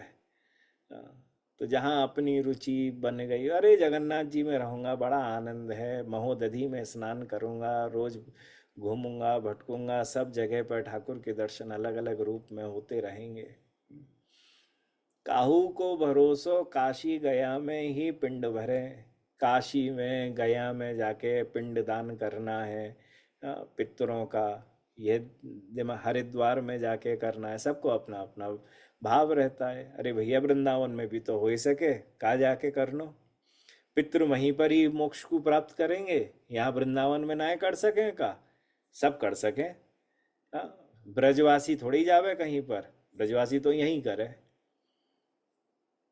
तो काहू को भरोसो प्रात देखे वट पात को, हाँ किन्हीं को भरोसा है भैया सुबह उठते ही बस मुझे वट वृक्ष के दर्शन हो जाए, जैसे ही हो जाएंगे वह साक्षात नारायण का स्वरूप है, बस मेरा तो दिन बड़ा अच्छा जाएगा। अरे कहाँ छोटी छोटी सी चीजन में लगो भय हो। काहू को भरोसो सेत बंद जाए जात को, रामेश्वर जी की पूजा करने का, रामेश्वर में खूब है कि अरे मुझे तो वहाँ जैसे राम जी ने पूजा करी थी ऐसे मुझे भगवान शिव की पूजा करने के लिए जाना है। किसी को भरोसा है कि नहीं जी अरे नहीं मैं तो द्वारका जाना चाहता हूँ, द्वारका में दर्शन करना चाहता हूँ। काहू को भरोसो ताज पुष्कर में दान किए, कईयों को ऐसा होता है कि मेरा जीवन तो तभी अच्छा होगा जब मैं पुष्कर में जाके दान वान दूंगा, असली काम तो वही है। पर ताज बीबी कहती हैं मो काहू को भरोसो ताज पुष्कर में दान किए, मोको तो भरोसो एक नंदजू के लाल को, मेरा तो एकमात्र भरोसा अगर कोई है जिसकी मैंने शरणागति ले रखी है, तो वह साक्षात श्री कृष्ण है, नंद नंदन है। अवधादिक हरिधाम को फल वैकुंठ कहत, वनरज ऊपर वारिये सो वैकुंठ अनंत। अवध आदि जितने भी भगवान श्री कृष्ण के धाम हैं, मतलब यहाँ सप्तपुरियाँ है ना, इन सप्तपुरियाँ जितनी भी हैं उसके अंदर जाके कुछ भी कर लो, उसका सबसे अच्छा फल जो होता है वह वैकुंठ होता है, कि उस व्यक्ति को वैकुंठ की प्राप्ति होगी। वहाँ दान करके, कथा करवा के, हाँ, भंडारा करा दो, पितरों के लिए वहाँ तर्पण आदि कर दो, अच्छा जितना भी कर सकते हो वह सब करो, तो वह उसका फल क्या होता है आखिरी में? उसका फल होता है वैकुंठ धाम। पर ऐसे अनंत कोटि वैकुंठ धामों को श्री वृंदावन धाम की रज के ऊपर न्यौछावर कर देना चाहिए। ये रसिकाचार्य कह रहे हैं वृंदावन के। या श्री बिहारिन देव जी कहते हैं, उड़ीसा द्वारका बद्री अरु केदार, नाही होहि हरिदास के समय न नित्य विहार। देखो, यह जो नित्य विहार का जो दुर्लभ रस है, श्री राधा कृष्ण की यह जो विहार स्थली है, लीला स्थली है, यह लीला स्थली की तुलना कभी भी अवध, उड़ीसा, द्वारका, बद्रीनाथ, केदारनाथ आदि से हो ही नहीं सकती है, क्योंकि वहां पर यह रस उपलब्ध नहीं है। क्योंकि भगवान श्री राधा कृष्ण ने बद्रीनाथ, केदारनाथ, हरिद्वार आदि में कोई लीला नहीं करी है। तो जो वृंदावन के रस में डूब गया, वह हरिद्वार में बैठ के कैसे राधा कृष्ण को प्राप्त कर लेगा? या तो वो वृंदावन बनाए उस स्थान को। अगर वह वृंदावन नहीं बना पा रहा, जैसे भगवत रसिक जी थे, उन्हें वृंदावन से निकाला दे दिया। भगवत रसिक जी इलाहाबाद गए, प्रयागराज में एक स्थान को उन्होंने वृंदावन बनाया, वृंदावन वहां उनके लिए प्रकट हो गया। श्रीमन महाप्रभु थे, उन्होंने श्री जगन्नाथपुरी को वृंदावन बना लिया। या तो अपने स्थान को ही वृंदावन बना लो, या यह तुलना करना शुरू कर दो, अगर वृंदावन जाऊं कि मैं अवध जाऊं कि उड़ीसा जाऊं कि द्वारका जाऊं, और उसमें सोचो अरे नहीं, वृंदावन से बढ़िया तो उड़ीसा है, अवध है, बस हो गई गलती। फिर अभी अनन्यता की उपासक नहीं बने हो। देखो, यहाँ आनंद जो है ना, वो अनंत है, अनंत है। यहाँ हर चीज में आनंद है। हमारे अद्वितीय शास्त्र गोविंद लीलामृत का प्रथम श्लोक है कि श्री गोविंदम व्रजानंद संदोहा मंद मंदिरम, वंदे वृंदावनानंदम श्री राधा संग नंदितम। मैं उन गोविंद को प्रणाम करता हूँ। किनको करता हूँ? कौन से गोविंद? जो व्रजानंद है। व्रजानंद संदोहा मंद मंदिरम। तो व्रज एवानंद संदोहा मंद मंदिरम यस्य तम, वह जिसका निवास परमानंद से परिपूर्ण है, वह स्वयं व्रज है, ऐसा भी भाव है। यह व्रज क्या है? जो साक्षात भगवान श्री कृष्ण है, जो आनंद से परिपूरित है। यह पहला भाव है। दूसरा है श्री व्रज मंडल मध्य तु वृंदावनम नाम परम माधुर्य विशेष प्रदेशे तद व्रज मंडलाद अप्य अधिकम आनंदयति इति तम।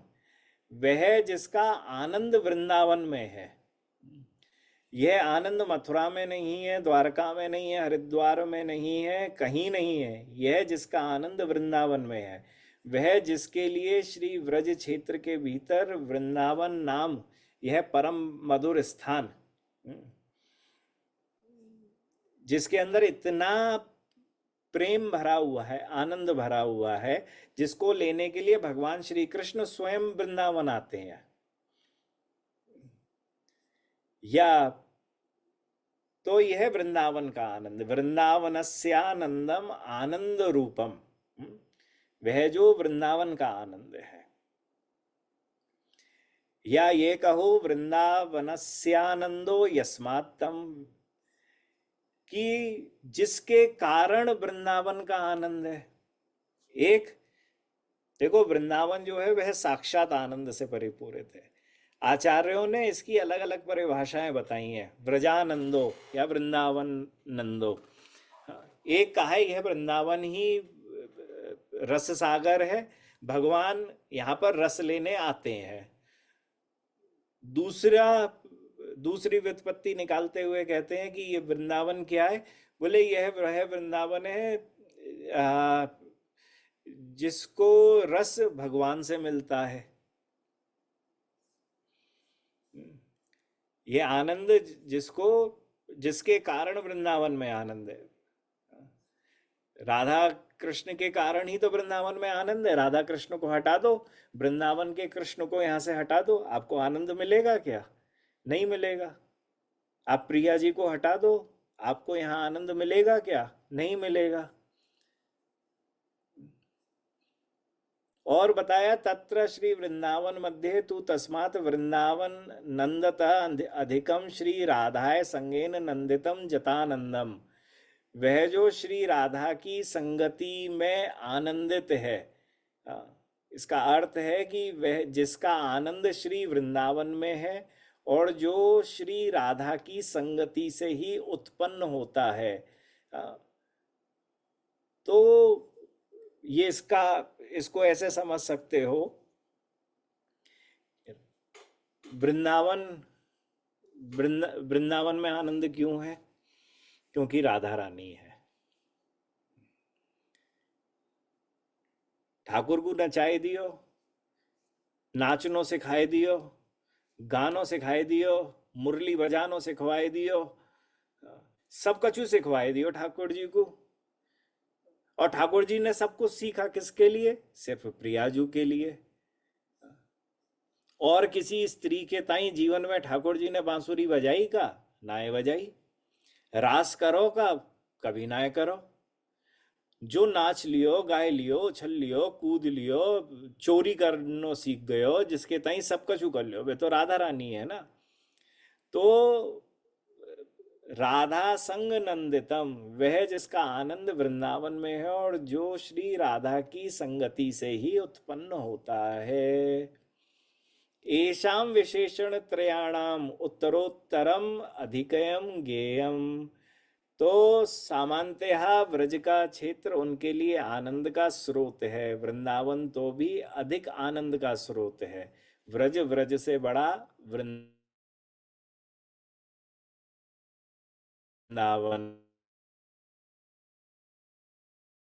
करते हैं। वन निकुंज और निभृत निकुंज। तो इस श्लोक के अंदर तीन चीजों की चर्चा आ गई है। श्री गोविंदम व्रजानंद संदोहा मंद मंदिरम, व्रज के आनंद की बात आ गई। वंदे वृंदानंदम, वृंदावन के आनंद की बात आ गई। और तीसरा आनंद क्या है गोविंद को? श्री राधा संग नंदितम।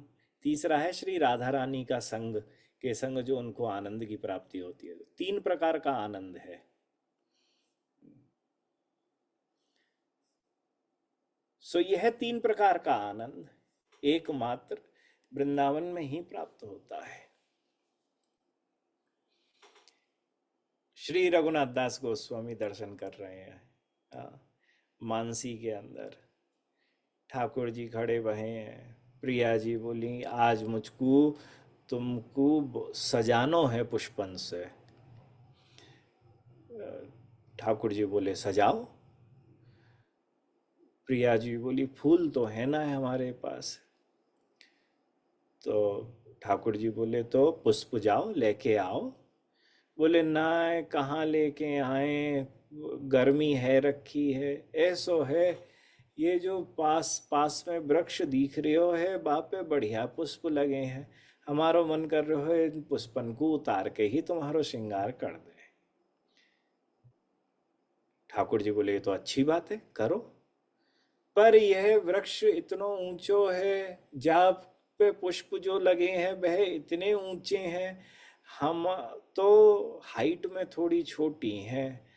तो ऐसो है कि अगर तुम हमको अपनी गोद में उठाए के इन पुष्पन को तोड़ने को थोड़ो सो भाव धर लो, तो तुम्हारे इस मदद से हम इन पुष्पन को तोड़ लेंगी।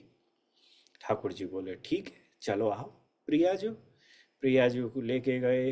वृक्ष हो, वृक्ष ने जैसे ही वृक्ष देखे कि प्रियाजू प्रिय प्रियतम आए हुए हैं, तो यहाँ वृंदावन के जो नित्य वृक्ष हैं वह तो पुष्पावर्षण कर दे हुए हैं।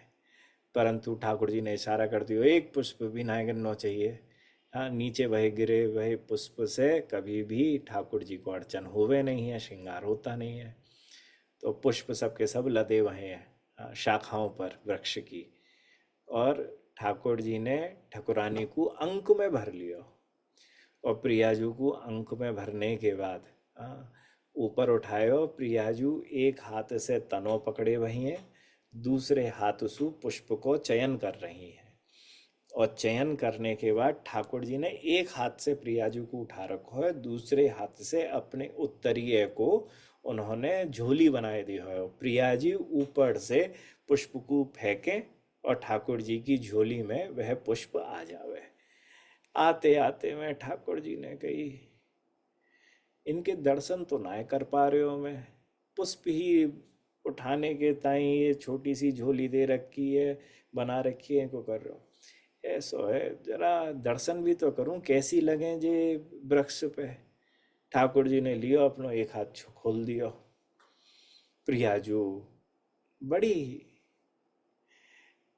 भारहीन है, जिनमें भार नहीं। वह एक ही महाराज अभी तक तो यूं शाखाएं लटका के यूं पकड़ के रखी हुई, जैसे ही ठाकुर जी ने छोड़ो खट सीना ऊपर चली गई। अब तो दोनों हाथन से पकड़ी हुई हैं शाखा को। अरे कन्हैया बचा बचा बचा बचा, मैं गिर जाऊंगी मैं गिर जाऊंगी मैं गिर जाऊंगी। और ठाकुर जी कर, अरे तुम्हारी रूप माधुरी बड़ी प्यारी लग रही है प्रियाजू।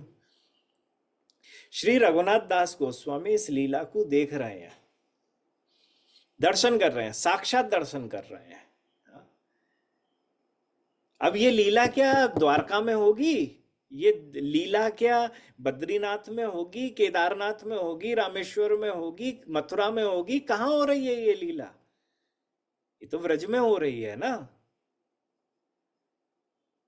तो श्री रघुनाथ दास गोस्वामी संकल्प लेकर करते हैं कि मुझे जब श्रीमद महाप्रभु ने वृंदावन भेजा है, तो अब मैं यह संकल्प लेता हूं कि मैं इस वृंदावन को छोड़ के कहीं ना जाऊं, और मैं अलग अलग किसी भी भगवान के भक्तों को जो जिनका भाव वृंदावनीय राधा कृष्ण में नहीं है, हाँ, उनसे मैं कुछ ज्यादा कथा वार्ता ना करूं, उनको प्रणाम करूं। क्योंकि मेरा उद्देश्य वैकुंठ की प्राप्ति नहीं, मेरा उद्देश्य वृंदावन की प्राप्ति है, मेरा उद्देश्य निकुंज की प्राप्ति है, मेरा उद्देश्य श्री राधा रानी की दासी बनना है। तो मैं अपने उद्देश्य के लिए जो हो सकता है मैं वो करूंगा। सो श्री रघुनाथ दास गोस्वामी ने नियम ले लिया कि मैं यह व्रज छोड़ के नहीं जाऊंगा। इसके लिए चाहे मुझे साधारणी वार्ता साधारणी ब्रजवासियों से भी क्यों ना करनी पड़े। हम सब भी अपने अपने सक्षमता को देखते हुए नियम लें। जब आसन पर बैठे हैं तो मन में ऐसा भाव रहे कि यह स्थान वृंदावन है जहाँ मैं बैठा हूँ, और उस वृंदावन में ही मैं अपने भजन कर रहा हूँ। यह भाव लें कि ज़्यादा से ज़्यादा मैं वृंदावन जाने का प्रयास करूँ। यह भाव लें कि ऐसा कर सकूं कि मैं कुछ समय वृंदावन में बिताऊं, कुछ बाहर बिताऊं, जब तक मैं योग्य न बन जाऊं। यह भाव लें कि ऐसा है, मेरा वृंदावन जाना अभी नहीं हो पा रहा, तो मैं अपने स्थान को ही पूर्णतः वृंदावन बना दूं, मन से भी, डेकोरेशन से भी, जिस प्रकार से आप बना सकते हो, जिससे वृंदावन की याद आ जाए एक सेकंड में, और वृंदावन में हो यह भाव भी जागृत हो जाए। और अगर सक्षमता है सब कुछ छोड़कर वृंदावन आने की, यहाँ जैसा भी नियम ले सकते हैं वह नियम लीजिए, पर लीजिए वह जो टूटे नहीं। नहीं तो उस नियम का कोई मतलब नहीं है जो ले लिया गया और बारंबार टूटता हो। सो आप सबको ठाकुर जी आपके भजन अनुसार, गुरु कृपा अनुसार इतनी सामर्थ्य देवें कि आप अपने नियम को लेकर ब्रजवास करें। जय जय श्री राधे श्याम। आज के प्रश्न बहुत सारे पहले से ही आए भए हैं, आप सब भी लिखने की शुरुआत कर दें जिनको आज से संबंधित अगर कोई प्रश्न है तो। आज के सत्र से संबंधित कोई और दूसरे प्रश्नों का उत्तर नहीं दिया जाएगा।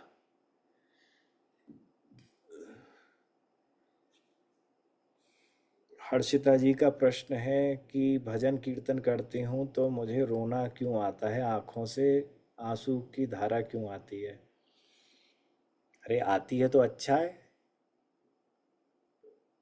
क्या खराबी है?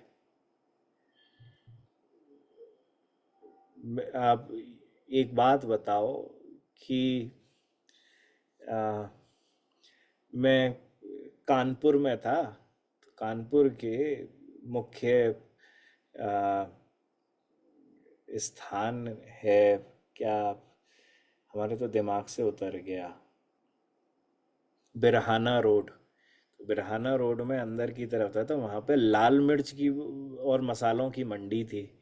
वहाँ मंडी में जैसे ही गया तो बस आंखों से आंसू और छींक पे छींक निकले जाए, खूब घास हो वहाँ पर।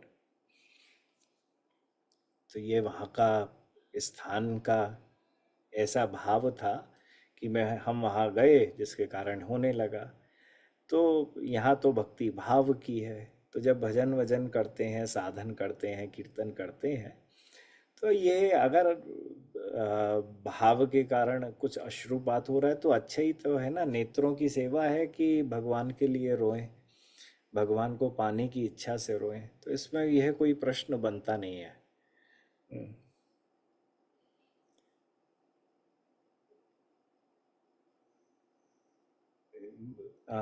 दंडवत प्रणाम गुरुदेव, मुझे यह प्रश्न करना था कि हम जहाँ रहते हैं उस स्थान को वृंदावन धाम कैसे बना सकते हैं मानसिक रूप से?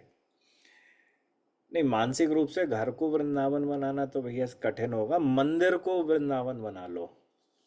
यह स्थान, यह मंदिर, यह मंदिर के अंदर ठाकुर ठाकुरानी वृंदावन में बैठे हैं। आपके किसी शहर में तो बैठे हैं, वो नहीं सकते, वृंदावन को छोड़ के वो जा ही नहीं सकते हैं। तो यह वृंदावन है। जैसे ही उस मंदिर में प्रवेश करा, प्रवेश करते ही ये भावना आ गई कि अब मैं वृंदावन में आ गया हूँ। हाँ, और फिर जैसा भाव रख रहे हो उस भाव को रखो। आ, जय राधा रमन गुरुदेव, जय Gauranga. What is the qualification to study the scriptures like Bhagavad Gita and Bhagavatam? Is the stage of shraddha enough, please guide? भैया सबके ना वो पीछे की तरफ बता रखा है कौन कौन किस किस का अधिकारी है। आप पढ़ सकते हो। श्रद्धा भी कौन सी वाली श्रद्धा, निम्न कोटि की, मध्य कोटि की, उच्च कोटि की श्रद्धा, वैसा भी बड़ी सारी चीज़ें वो होती हैं उसके अंदर। फिर ये भी होता है कि वह जो शास्त्र है वह जिस विषय को बता रहा है उसके प्रति भी श्रद्धा है कि नहीं है, उन भगवान के प्रति भी श्रद्धा है कि नहीं है, यह जानने की आवश्यकता है। हर शास्त्र जो लिखा गया है उसके पीछे अधिकारी सोच के लिखा गया है। राधेश्याम महाराज जी, महाराज जी ब्रज के रसिक संतों की वार्ता से भी तो भगवत प्राप्ति ही होगी, तो फिर ब्रजवासियों से ग्राम्य कथा सर्वोपरि कैसे है गोसाई जी के लिए? और क्या ब्रज के रसिक संत ब्रजवासियों से ऊपर हैं? हाँ, ये बहुत अच्छा प्रश्न है। हमने क्या कहा आपसे?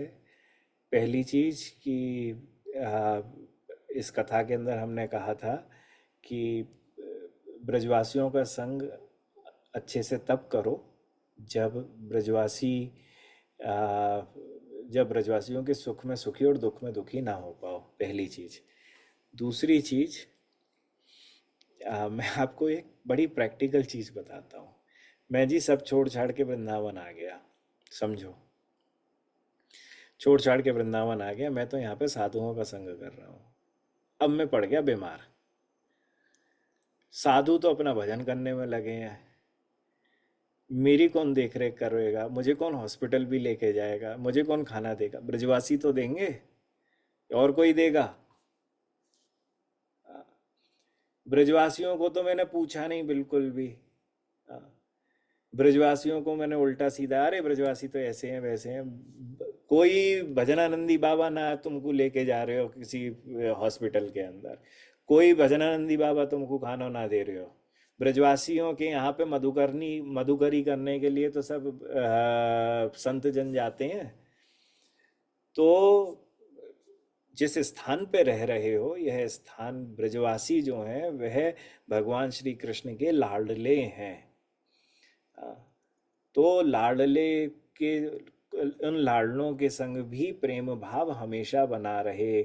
हमारे यहाँ की सबसे अच्छी सी चीज है, दो लीलाएं भगवान श्री कृष्ण की हुई हैं। एक लीला में ब्रजवासी संग में थे, दूसरी लीला के अंदर ब्रजवासी दूर हो गए। दो देवताओं ने करी। इंद्र आया, उसने खूब बहुत बुरी तरीके से इस ब्रज को डुबोने का प्रयास करा। सब ब्रजवासी जो थे गोवर्धन की तरहटी में आ गए। भगवान इतने प्रसन्न हुए कि इंद्र को आशीर्वाद दिया। कि देखो, इंद्र ने जैसा करा उसके कारण सब ब्रजवासी मेरे संग थे 7 दिन 7 रात्रि तक। ब्रह्मा आया, ब्रह्मा ने आने के बाद आ, जितने भी ब्रजवासी बालक गण थे उन सबको चुरा के चला गया। ब्रह्मा की स्तुति उन चुनिंदाओं स्तुतियों में है जो भागवत के अंदर सबसे लंबी स्तुति है। और स्तुति होने के बावजूद भी भगवान श्री कृष्ण ने मुस्कुराए भी नहीं, हाँ भी नहीं करी, यूँ भी नहीं कहा मैं बड़ा खुश हूँ तुझसे या कुछ भी। क्यों? क्योंकि साल भर तक उन ब्रजवासियों को दूर रखा था, ब्रह्मा ने जेल में रखा था। हाँ, और जितने भी रसिक संत हैं उनकी समस्त वार्ताओं के अंदर ब्रजवासियों के प्रति विशेष अनुराग भाव और सम्मान दिखेगा आपको। आप किसी की भी आप पद पदावली को निकाल लीजिए, तो जब तक ब्रजवासियों के प्रति हमारी आ, आ, मतलब प्रीति ना हो, साधु संत करो। और साधु संत भी ऐसा करो कि मेरी प्रीति ब्रजवासियों के प्रति भी जागृत हो।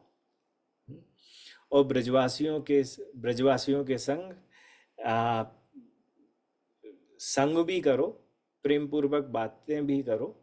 बातें करने के बाद पर उससे कोई लाग लपेट नहीं है। अब ये कैसे समझा जा सकता है? ये ऐसे समझा जा सकता है, भीष्म भी भगवान श्री कृष्ण के भक्त हैं, विदुर भी भगवान श्री कृष्ण के भक्त हैं, हाँ, पांडव भी भगवान श्री कृष्ण के भक्त हैं, कुंती भी है, द्रौपदी भी है, सबको ये भगवान के भक्त हैं, अलग अलग हैं। ये आपस में आके तो अरे भाई मैं तेरे लिए जान दे दूंगा, अरे मैं उसका खून कर दूंगा। हाँ, ये बहुत अच्छा अभिनय कर रहे हैं। जैसे ही अलग हुए बैठ गए सिर्फ अपना भजन करने के लिए। मैं ये प्रण ले लूंगा, मैं आज के बाद इसे देखूंगा भी नहीं, मैं इसे जान से मार डालूंगा, मैं इसके घर का नहीं खाऊंगा। सब बातें कर ली नहीं, परंतु कहीं कछु ना लग रहे, अपने भजन में लगे हुए थे। सो ठीक उसी प्रकार से ब्रजवासियों से वार्ता करो, तब करो जब उनके अंदर प्रीति जागृत हो, प्रथम चीज। और प्रीति को जागृत करने के लिए रसिक संतों का संग करो। और ये कौन है जो ये कह रहे हैं कि सिर्फ रसिक संतों की वार्ता से ही भगवत प्राप्ति होगी? क्योंकि मैंने तो आज तक जितने भी शास्त्र पढ़े हैं सबके अंदर यह दे रखा है कि ब्रजवासियों की कृपा से भी भगवत प्राप्ति होती है। अगर किसी ने ये कहा है आपको कि सिर्फ रसिक संतों की वार्ता से ही भगवत प्राप्ति होगी और ब्रजवासियों की से नहीं होगी, तो आप ब्रजवासियों का के प्रति अपराध कर रहे हो। और मैंने मना शिक्षा के अंदर चर्चा में यह बता रखा है कि ब्रजवासियों के प्रति जो अपराध होता है वह सर्वोपरि अपराध होता है। इससे बड़ा अपराध कुछ नहीं है। क्यों? क्योंकि जितने भी अपराध होते हैं वह मालूम चल जाते हैं हमको कि अरे जी मेरे द्वारा यह अपराध हुआ है। पर ब्रजवासियों के प्रति जब अपराध होता है ना, तब हमें अपने अपराध ही नहीं दिखते हैं। और अपराध करने के बाद भी हम कहते हैं ना जी मैं तो बिल्कुल सही हूँ, यही गलत है। शास्त्र का विधान है ये। तो ये पहली चीज। दूसरा, व्रज के अंदर समस्त शास्त्रों में, समस्त पदावलियों में श्री रसिकाचार्यों के द्वारा, किसी भी संप्रदाय के रसिकाचार्यों के द्वारा कोई भी पदावली लिखी हो, उन सब के अंदर उन्होंने ब्रजवासियों को ही सर्वोपरि माना है।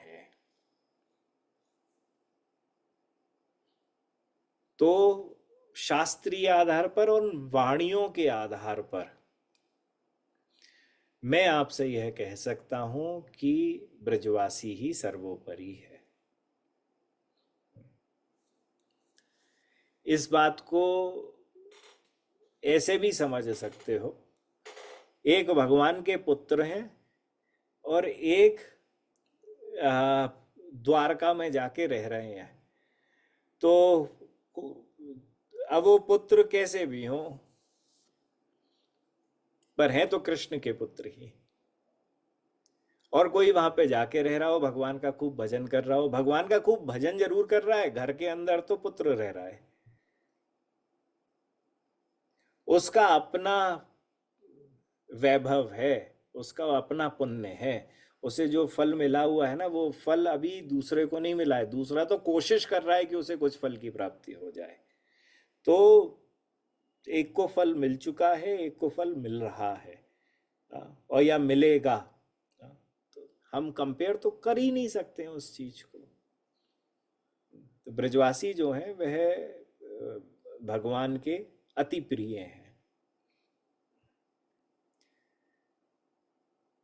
फिर राधे राधे गुरुजी, whenever we are in Vrindavan we get into economical relationships with Brajvasis, especially with Tum Tum Wala. So often they charge a lot more than needed. What we should do at such point? Gave up thinking they are Brajvasis or we can argue for right amount.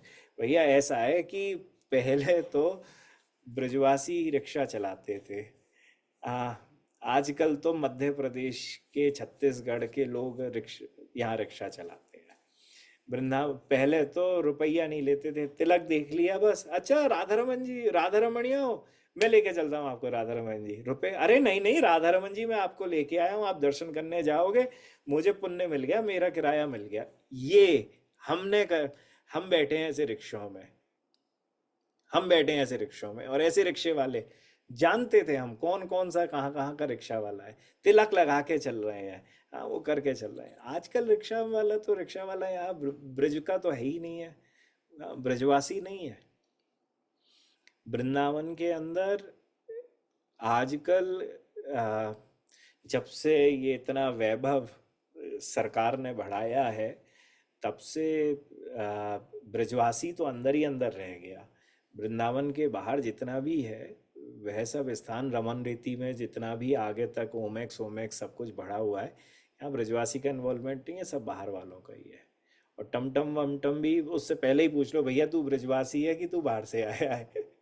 हाँ टमटम वाले से वो बोले जी बाहर से आया हूँ, तो उससे उसी हिसाब से आप बात कर लो, कोई परेशानी नहीं है। वृंदावन वाला कभी भी उल्टे सीधे रुपया आपसे तो नहीं मांगेगा, इतना तो हमें भरोसा है। फिर जिसके भाग्य में जो लिखा है वह ठाकुर की लीला है। फिर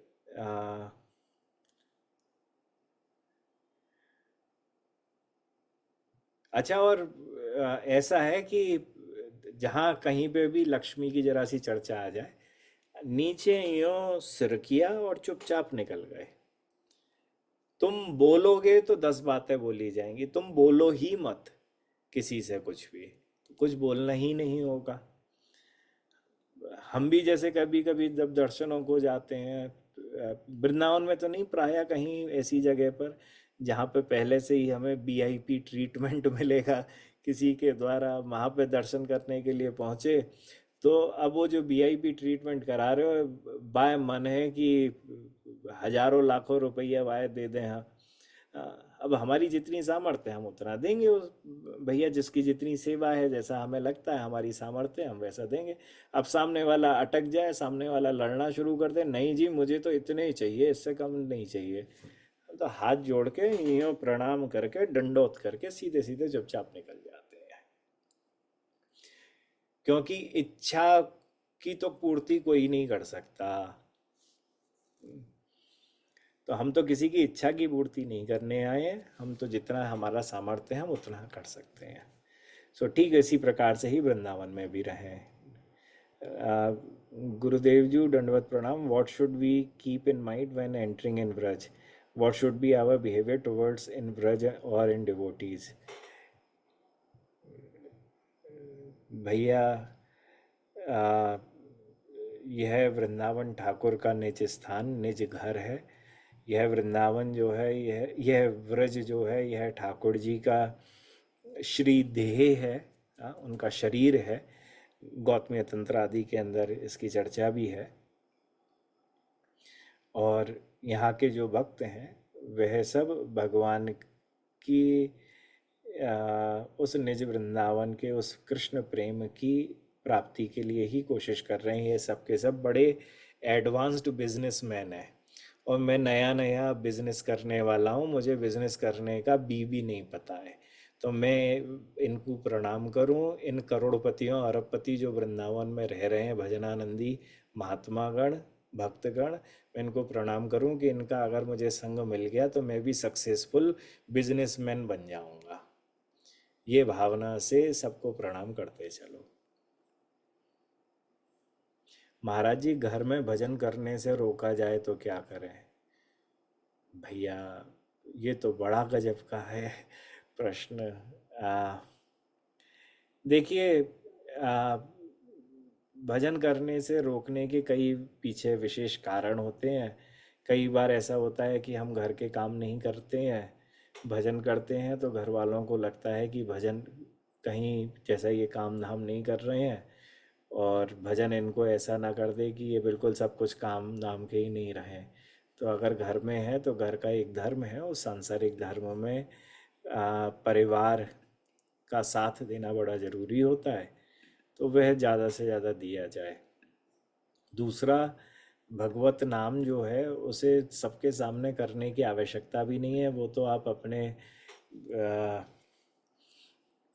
कमरे के अंदर अपने बिस्तर पर भी बैठ के कर सकते हो, बाथरूम में भी कर सकते हो, ठाकुर जी का नाम है, कहीं ले सकते हो, नहाते हुए ले सकते हो, सोने से पहले ले सकते हो, जागने को हो, जागे सुबह 20 मिनट पहले जाग लिए, बिस्तर पे बैठ के ही कर लिया। सो अगर ऐसा करो तो सामने वालों को परेशानी भी ना हो, आपका भजन गुप्त है वह गुप्त का गुप्त बना रहे। आ, महाराज जी, ब्रज क्षेत्र में क्या बरसाना, गोवर्धन, नंदगांव इत्यादि आते हैं? बिल्कुल आते हैं जी, बिल्कुल आते हैं। गोस्वामी जी, आपने जैसे कहा कि ब्रजवासियों से पैसे का लेन देन नहीं करना चाहिए, तो क्या डोनेशन भी नहीं करना चाहिए? और अगर कोई हमारा फ़ायदा उठाए तो उठाने की कोशिश करे तो क्या करना चाहिए? डोनेशन आप ब्रजवासियों को कर रहे हैं कि भगवान को कर रहे हैं?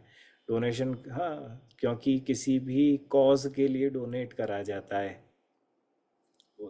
अगर डोनेट कर रहे हैं वे तो आपकी इच्छा है, उसमें कोई पैसे का लेन देन कहाँ है? दिया जा रहा है, ले या थोड़ी जा रहा है उनसे। तो लेन देन व्यापार का शब्द है, दान तो दिया जाता है। तो दो शब्दों को और दो चीज़ों को एक बिल्कुल मत मिलाइए। और अगर कोई हमारा फ़ायदा उठा, जो भैया मैंने कहा ना आपसे अभी कुछ देर पहले कि जो फ़ायदा, हाथ जोड़ के वहाँ से बिल्कुल निकल जाओ।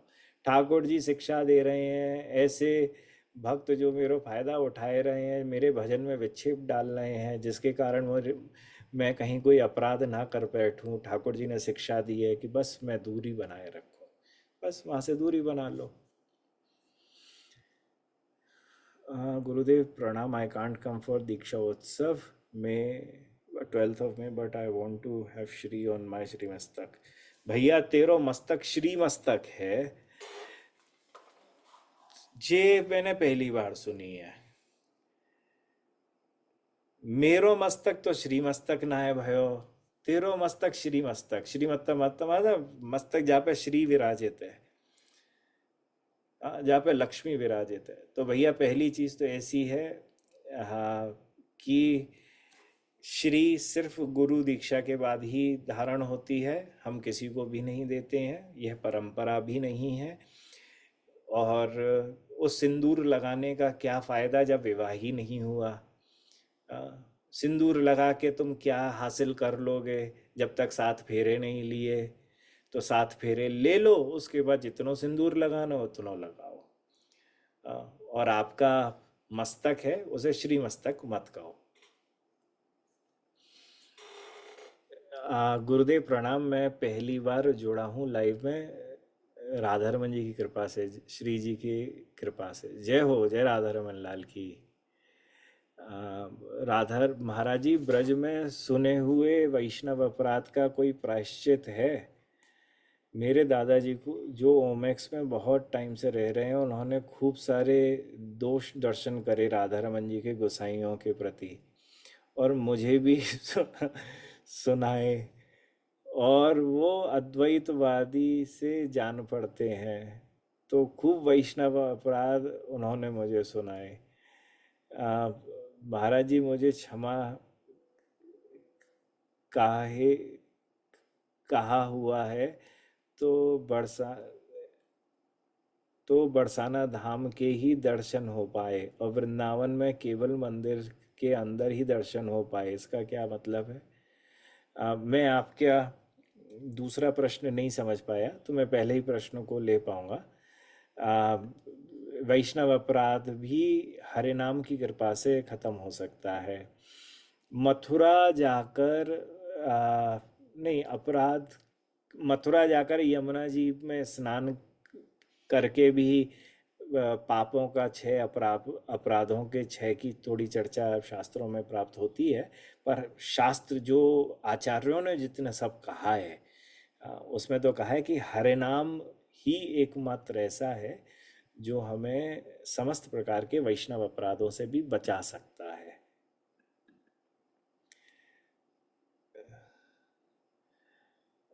अच्छा महाराज जी, मुझे चश्मा लगा हुआ है। अच्छा, तो बरसाना धाम के ही दर्शन हो पाए, और वृंदावन में केवल मंदिर के अंदर ही दर्शन हो पाए, इसका क्या? इसका मतलब कुछ नहीं है। आपको देखो, असली तो ये है कि ठाकुर दर्शन क्यों कर रहे हैं, दर्शन करके उनकी छवि हमारे हृदय में बस जाए। हमारे नेत्र जो आजकल अलग अलग रूपों की तरफ आकर्षित हो रहे हैं, वह ना होकर एक जगह पर हमारी दृष्टि लग जाए। अ, तो अगर आपकी दृष्टि लग सकती है, कितनी भी कमजोर आंखें हो, कुछ हो, कोई परेशानी नहीं है। ऐसा प्रयास करो, आगे से दूरबीन लेके जाओ, अच्छी तरीके से दर्शन कर लो। हमारे राधा रमन जी में तो कोई ना कोई दूरबीन लेके खड़ा ही हुआ होता है, आपको दर्शन करा ही देगा ठाकुर जी के। खूब प्रेम से दर्शन करो। और अपने दादाजी से हमें मिलवा देना, हम भी सुनना चाहेंगे कि क्या क्या राधा रमन जी के गोस्वामी और ब्रजवासी करते हैं। बड़ा आनंद आएगा हमें सुन के, तो हम भी तो सुने क्या क्या है। जय राधा रमन, जय गौरांग, प्रणाम Gurudev. Why did Chaitanya Mahaprabhu refuse Jagadananda Pandit to go to Vrindavan even though he was considered? भैया मैंने कहीं ना आ, प्रश्न आज के उससे संबंधित हुए।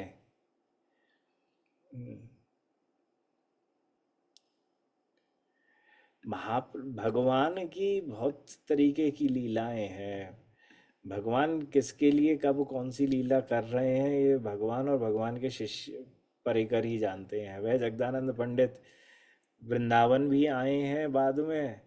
हाँ, सनातन गोस्वामी के संग गुस्सा भी करी है उन्होंने। और जब महाप्रभु को ऐसी इच्छा हुई तब महाप्रभु ने उन्हें अपने पास रोक लिया। ये सब अब चर्चाएं तो मैं बड़ी।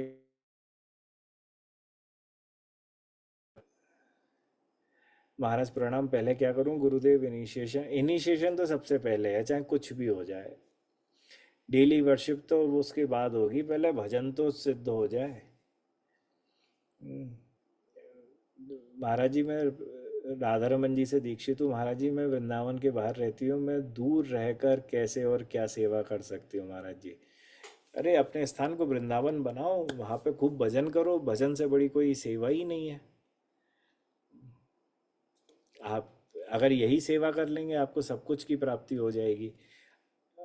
परेशानी क्या है कि हम अपने आप को कहीं ना कहीं किसी ना किसी पाप के डर से, अपराध के डर से अपने आप को बांध लेते हैं, और इतना बांध लेते हैं कि हमें लगता है कि नहीं, हमें कोई ऐसा ऐसे साधु संत महात्मा आचार्य का संग मिल जाए जो हमें हर एक छोटी छोटी बात पर भी हमें सिखाएं कि हमें क्या करना है और क्या नहीं करना है। कई जगह पर हमारे द्वारा जो सत्संग हुआ, आ, मतलब आचार्यों के द्वारा जो सत्संग हुआ, वह आपने सुना, और सुनने के बाद आप अपना निष्कर्ष स्वयं फिर ले सकते हैं, सीख। तो यही तो सीख है।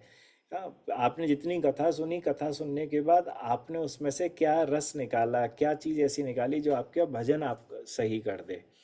तो आप वह कोशिश करो, और कोशिश करने के बाद आ, आप जो अपनी सक्षमता से कर सकते हो, क्योंकि मैं आपकी सक्षमता को नहीं जानता हूँ, तो आप जितना सक्षमता, आप अपनी सक्षमता को जानते हैं, और सक्षमता के आधार पे जो आप कर सकते हो उसको करो। आप पचासियों चीज़ें कर सकते हो। ठाकुर जी के लिए नाम, प्रिया जी को नाम सुनाना, अपने ही ठाकुर की सेवा करना विशेष रूप से, हाँ, उन वस्त्रों को बनाना, पोशाक बनाना, भोग बनाना, वैष्णवों की सेवा किसी भी प्रकार से हो सकती है। कोई भी साधु संत हो, उनकी सेवा कैसे हो सकती है? ब्रज में पहले हम ऐसा करते थे कि हम कुछ शिष्य भी थे, हमने अलग से भी करा है, कई जगह पे हुआ है। कुछ लोग अभी भी अपने परिकर से जुड़े हुए करते भी हैं। जितने भी भजनानंदी महात्मा होते हैं उनके यहाँ पर हम कुछ ना कुछ दे के आते हैं। हम उनको, उनका भजन निरंतर रूप से चलता रहे, हम उनके भजन चल रहा है तो उसकी सेवा सही से हो जाए, उन्हें किसी चीज़ की परेशानी ना हो।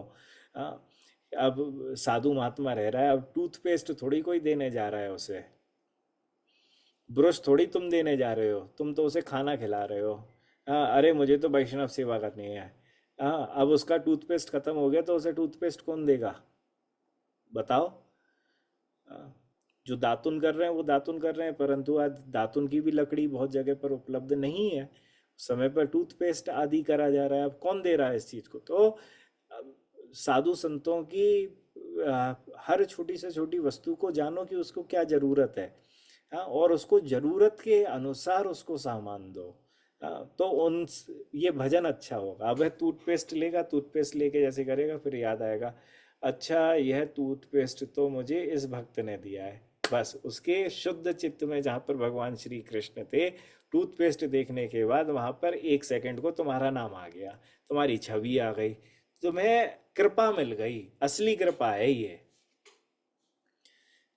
तो जहाँ हो, जिस अवस्था में हो, जितनी सक्षमता हो, वैसी सेवा करो। महाराज जी, अभी अपने जो श्री वाली बात कही, फिर क्या अभी गोपी तिलक या कंठी पहनना अवॉइड नहीं? गोपी तिलक ये लगाओ, ऊर्ध्व पुंड्र तिलक लगाओ, कंठी जरूर पहनो, कोई परेशानी नहीं है, श्री नहीं लगेगी। और बंदरों की वजह से वृंदावन हमको कैसे देख पाए कांटेक्ट लेंस लगाकर? हाँ, दादाजी कहते हैं कि सब खेल श्रद्धा का है, मेरी एक पत्थर में विश्वास हो जाए, उसमें ये भगवत भगवान प्रकट हो जाएंगे और ये बोले कि जहाँ कहीं भी अनेक को गोसाई होते हैं वहाँ मन मुटाव होते हैं और ठाकुरों की कोई निश्चल सेवा नहीं होती। कितनी भी मंदिर को ले लो, सही बात कह रहे हैं, बिल्कुल सही बात कह रहे हैं। परंतु एक बात गलत कह रहे हैं, कितनी भी कुछ भी कह लो, राधा रमन जी अपनी सेवा के लिए, आ, वहाँ की शुद्धि विचार के लिए, आचार विचार के लिए, सत्व गुण के लिए वहाँ की सेवा जो है, अपरस सेवा जो है वह सबसे ज़्यादा प्राधान्य है, वो आज तक कभी नहीं बिगड़ी है। तो ये कहना आसान है, मेरे ख्याल से वह स्वयं नहीं करते हैं। हाँ, बाकी की वो बात सही सब कह रहे हैं, सब जगह पे सब जगह मनमुटाव होते हैं, पर ऐसा नहीं है कि मनमुटाव ही अकेले होते हैं, प्रेम नहीं होता है, प्रेम भी है, मनमुटाव भी है, सब जगह का है। पांचों उंगलियां एक जैसी नहीं होती, घरों में मनमुटाव होते हैं। हाउ मेन महाराज जी दंडवत पड़ा, how many rounds of chanting who has not taken initiation.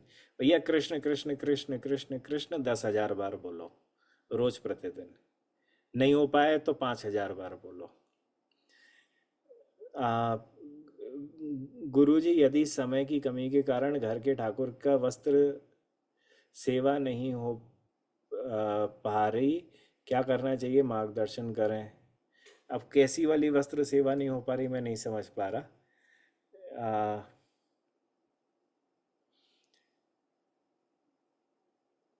आ, आप मुझे बाद में ये प्रश्न ना देखो, इससे संबंधित नहीं है, फिर आज वही चालू हो जाता है, 1 सेकंड लगता है, हम अपने विषय से भटक कर फिर दूसरे प्रश्नों पर चले जाते हैं। तो भैया मत लेके जाओ। आ, जय Radharaman ji, my husband would like to ask what is vairagya in गृहस्थ आश्रम। वैराग्य होता है जितनी भी आ, विषय हैं उनसे, आ, गृहस्थ में रहते हुए भी मैं संतोषी सदा सुखी हूँ, तो वैराग्य है। मेरी किचन भरी है परंतु मुझे कोई खाने की भूख नहीं है, तो वैराग्य है।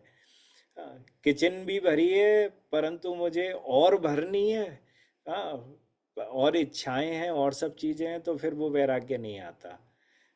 तो संतोषी सदा सुखी, चाहे इतना भी हो तो भी संतोष है, कभी रुपया कम हो तो भी संतोष है, किसी स्थिति परिस्थिति में फंस गए तो भी संतोष है, ज़्यादा मिल गया तो भी संतोष है। किसी भी अवस्था के अंदर अगर वह संतोषी है तो वह हृदय से वैरागी बन जाता है।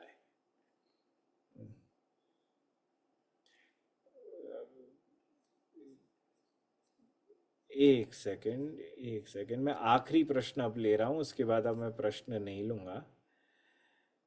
आ, Maharaj ji, can we chant Hare Krishna mahamantra if we are not initiated? हाँ, बिल्कुल कर सकते हो, कोई परेशानी नहीं है, पर उसको गिनना पड़ेगा। गिनिए, कम से कम 11 माला रोज करिए, बहुत अच्छा रहेगा। हाँ। सो भैया चलो, आज का समय बहुत हो गया, 2 घंटे है गए, हमें सोने को समय है गयो। आप सबको निद्रा देवी की तरफ से जय राधा रमन लाल। आपको निद्रा देवी बहुत प्रेम से सुलाए, राधा रमन जी के दर्शन कराए, लीलाओं के दर्शन कराए, भगवत नाम कराए। सुबह उठो, भगवत नाम करते हुए उठो, ठाकुर जी की आप सबको प्राप्ति हुए। अगले सप्ताह स्वनियम दशकम के अगले सत्र में फिर से मिलेंगे। जय राधा रमन लाल, जय श्री भट्टगोपाल।